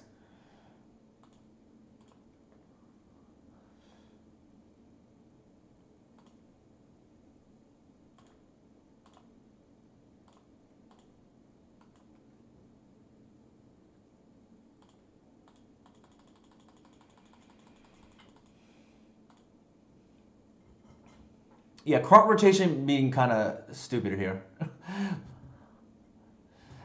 um, so Richardson Port is a card that has made me, because of the lands matchup, made me contemplate an old favorite of mine that I played about a. I didn't even play for that long. I played for like 2 weeks maybe. But Jorg actually finished second in a challenge with this card. For those of you who already know, like the deep tech that I've sometimes will play, or this is a card that is very good against Richard Port. Any guess is what I'm talking about. I've posted about this card before, but it's very obscure as a hint. A lot of people don't think this card is remotely playable, but believe it or not, this card finished second in in a with Jorg many years, not years, almost exactly a year ago actually. In Jorg in a Legacy Challenge, second place.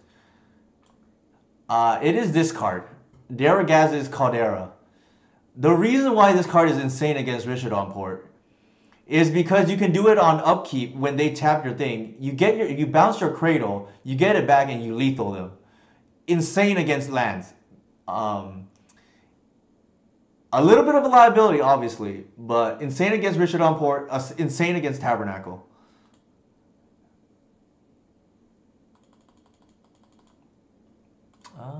What am I bringing in? I forgot. I think just no shepherds.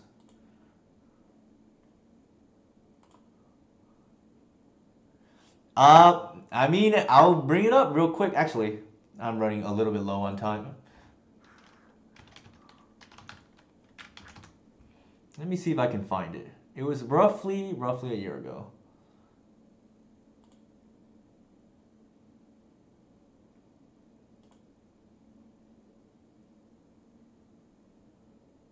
Here it is. 47 seconds. This is Jorg's list, and I remember too. The Monday afterwards, people bought out this card because they thought, "Oh, this is the new tech in Elves."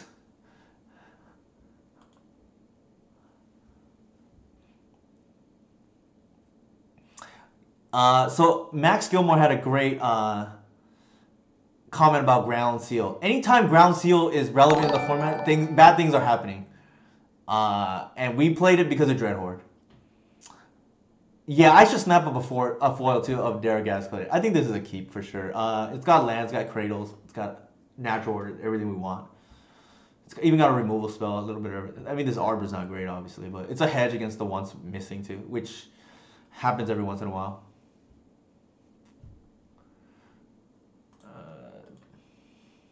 But it is probably my favorite tech card because nobody ever expects it. Ugh, Jesus. I think we need the right. It can randomly cast Clothis, which is nice. I think we have to lead with the Cradle here. Pretty much any fair matchup, Forgotten Orb. There's very few fair matchups outside of the artifact matters that you don't want for Genesis. Archon is better against the artifact based decks, but that's about it.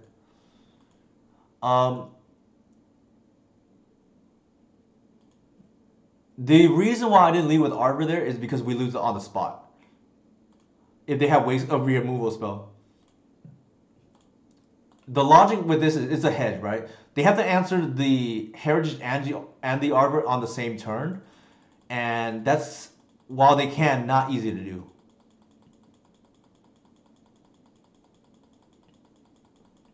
If you lead the other way, you get blown out. The upside's high, but it's, in my opinion, not worth the risk. I think here they're gonna get a cage off the saga. We're gonna have to play into a mind break trap. I mean, we gotta do what we gotta do, unfortunately. If they have it, so be it. If they don't have it, or we can play around it, we will. But there's a council's judgment potentially looming. Um, that's okay, actually.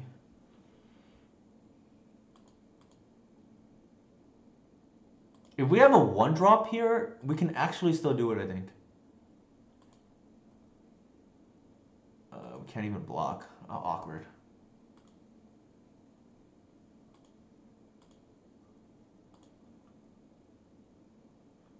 Okay, that's really good. Here, if they're gonna waste anything, they're gonna waste our Kratos, so we might as well get Bayou.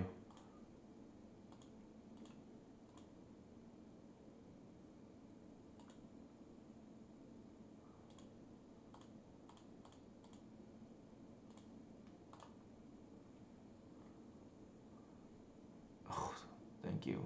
No trap.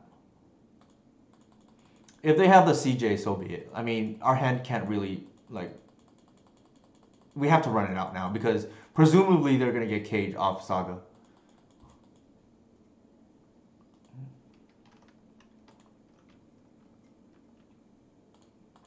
One thing about this deck that you have to know is like there are while we have a good backup plan, there are sometimes certain occasions where we just have to go for it, and that was one of them. Like if they have the mind break trap, we can't really beat it anyways. Like I'm not saying we lose automatically, but it's not looking great. And I think the percentages of just going for it is very high. Like you're a combo deck still. Like I know I joke this is like green black rock, but you're still a combo deck at the end of the day, and you just have to jam sometimes. And we just got rewarded for it right now. Like we had so many log top decks there. Land or one drop means we can cast natural order, and with a cage looming, like there's like we have to go essentially, in my opinion. So pretty good stream like tonight. We went 9-1. We lost to Mana Handler beat us in the grudge match, so to speak. We got them first in the first league, and we just could not overcome the hate in games 2 and 3. I don't think there was anything we could have really done. Maybe we could have sequenced it a little bit better in terms of like what to reclaim and just maybe keeping up 2 basics. But that said, I don't think it was gonna matter given what they drew. I think we would have lost anyways. The deck, yeah, overall pretty good, I would say. We beat Oops twice without Leyline, which is like very impressive. We didn't run into lands, so I still need to contemplate like what to do with those 2 slots. There's a good chance I just consult Levi, what he thinks. But I'll bring up the deck list. This is what I posted today with the sideboard map on Patreon. But the deck just felt really good tonight, right? Like we beat combo twice, and arguably one of the harder matches without Leyline too. And I've mentioned this before, and I know people keep saying, "Oh, elves can't beat combo, whatever," right? I'm actually the wrong person to play if you're a combo player and or this build is the wrong build to play against if you're a combo player because I actually built this deck to beat with combo in mind and not just recently but generally as for I would say the last at least few years already like ever since pretty much I picked up Moto which is like 2018ish 2019ish actually 2019 is probably the better around the time I started playing a lot more around the time War of the Spark was because that was after we got our dog already, and he was like more behave. Actually, is that accurate? Maybe that's not accurate. I think I started playing more towards the end of 2019 when our dog was like puppy trained, or potty trained, I should say. But generally, like as an elf player, I want to be combo, and I don't think playing things like choke is gonna really affect the blue matchups all that much. Like I think outside of a lot of hate or you just run cold, you should be pretty favored. And I don't think a choke or whatever is gonna make a big difference. And especially nowadays, you have tutable grist and you just play a second one if they kill the first. If you really want to be controlled, but sometimes I'll play it just to like throw people off so they have to respect it again. Like I'll throw in a random choke and I'll get people, but typically I don't think you need choke to beat the fair decks or the fair blue decks. If you think all you're gonna play is blue decks, I think it's fine to run. But in the most part, I think there is a chance you can just outplay your blue opponent. The tools are there. Like all your cards are good, especially post board when you cut like Heritage Druid and like Archon. Like everything is a must answer, which is why I think this deck is so strong. And I think going forward, Black is probably going to be pretty popular because I think a lot of people recognize Elves as one of the best decks, if not for sure top three, in my opinion.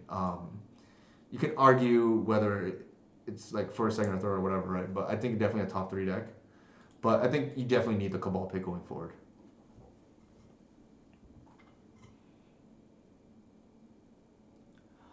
Um, I think it helps if you played something like uh, Cloud Post like Levi did. Although I think if you're just gonna spend time to play that to for elf purposes, I think you're better off just playing elves. Like I think you'll learn more from just playing elves than trying to play Cloud Post to unlearn the net hole um, habits, so to speak.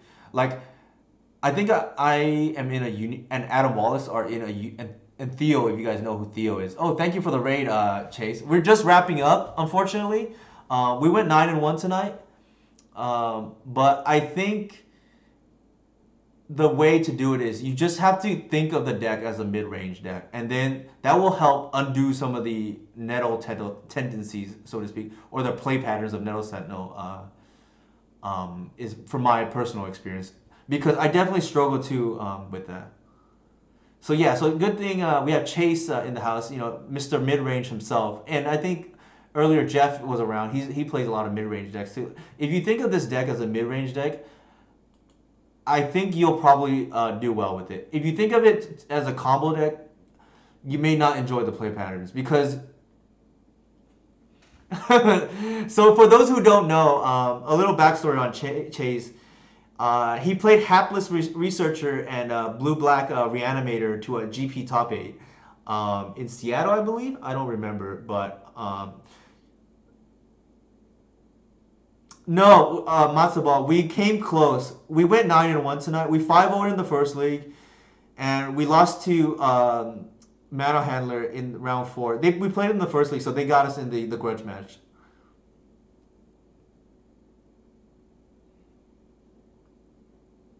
So the thing about Glimpse, yeah, I think everybody knows natural order, like how to play a natural order. It's just like you slam 4 mana, and do they have force? Well, if not, they lose the game, right? Like it's pretty straightforward. I think the thing with Glimpse is you have to think about it like if you can draw at least 3 cards, it's probably worth it to cash it in. Or if your hand just doesn't do anything, sometimes you have to bite the bullet and bite the bullet and cycle it for 1. And this applies to like whether you play Nettle Sentinel or not, too, in my opinion, because you can't just hold the glimpse forever and just die with glimpse in your hand, so to speak, right? Like you have to just cash it in and get the deck going. I've found out from my personal experience is Glimpse of Nature still will draw 3 to 5 cards in the deck on average because It may be a turn slower because you need to set up with a cradle turn with Reclaimer, for instance. But typically speaking, you can still glimpse for 3 to 5. And if you do, assuming no misplays, you should win the game. Like, the deck is all good cards in my opinion, and by that I mean like standalone good. The exception is obviously Heritage Druid.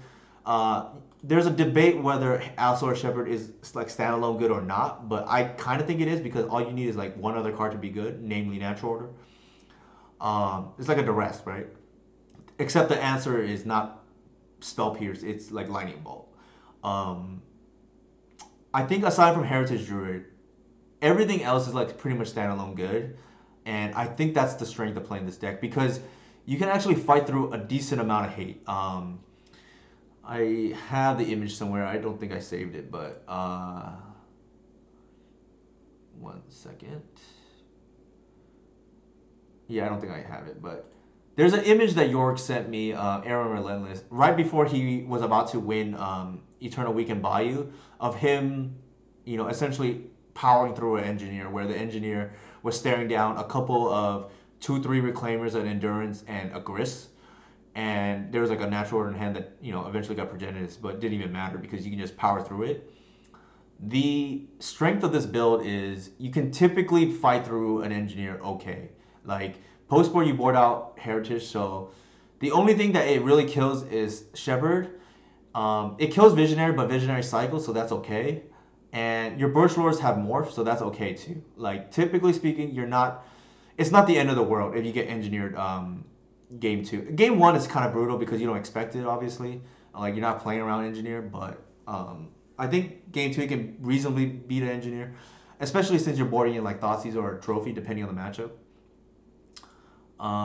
We went 10. Okay, so we got 16 right now. I didn't check because it was 11 and 5, right? Let's go back. Did anybody have any questions, I guess, for me in this deck? I actually, for Chase's viewers, I talked about this tech against Richard Import earlier, and so decent. I'm a big chicken. I like to cash in the sure thing. That's probably my tendency as a control player, right, or pseudo control player. Uh, but I talked about how this is like a card I was thinking about playing against for Richard Import out of lands and their Tabernacle locking up my Cradle, but probably too loose still. Let's see who's streaming at the moment. Okay, so yeah, York played this almost a year ago to a second. I guess it says sixth place here. I thought it was second, but nonetheless, what's it called? Top 8 with Daragaz's Caldera.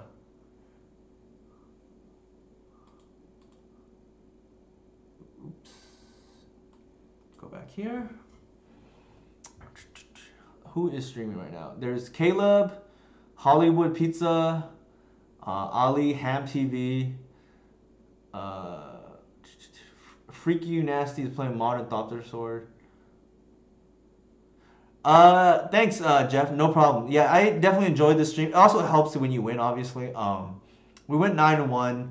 Can't be mad at the loss too much. Like they had a pretty large amount of hate that we couldn't fight through, unfortunately. And they kind of knew how we boarded based on our round, our first league. So I'm not too upset. I think the major highlight definitely was beating Oops twice in a row. Once for the 5-0-2, despite no Leyline of the Void. And I think with that said, if there's no other requests. Also, actually, a quick plug, obvious for me. If you enjoy my content or just want to join my Discord for whatever reason, there's my Patreon again. The Discord will have cool things like videos and whatnot. Actually, I'll post that here just in case anybody wants to join. I don't even. It's possible that I have the command already and I just didn't check. Let's check.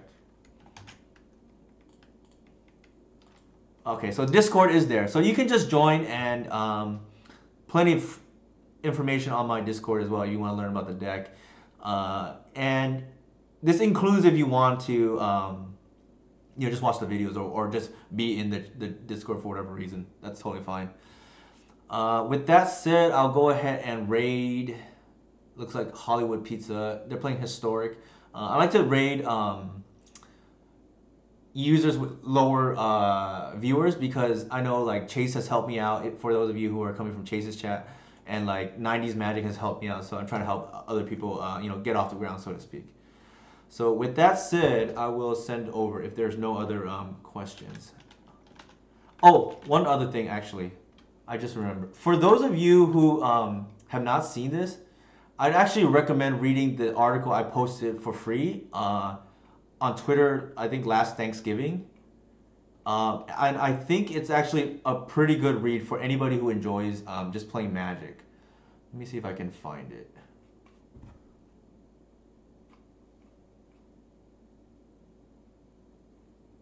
Oh, here it is. Uh,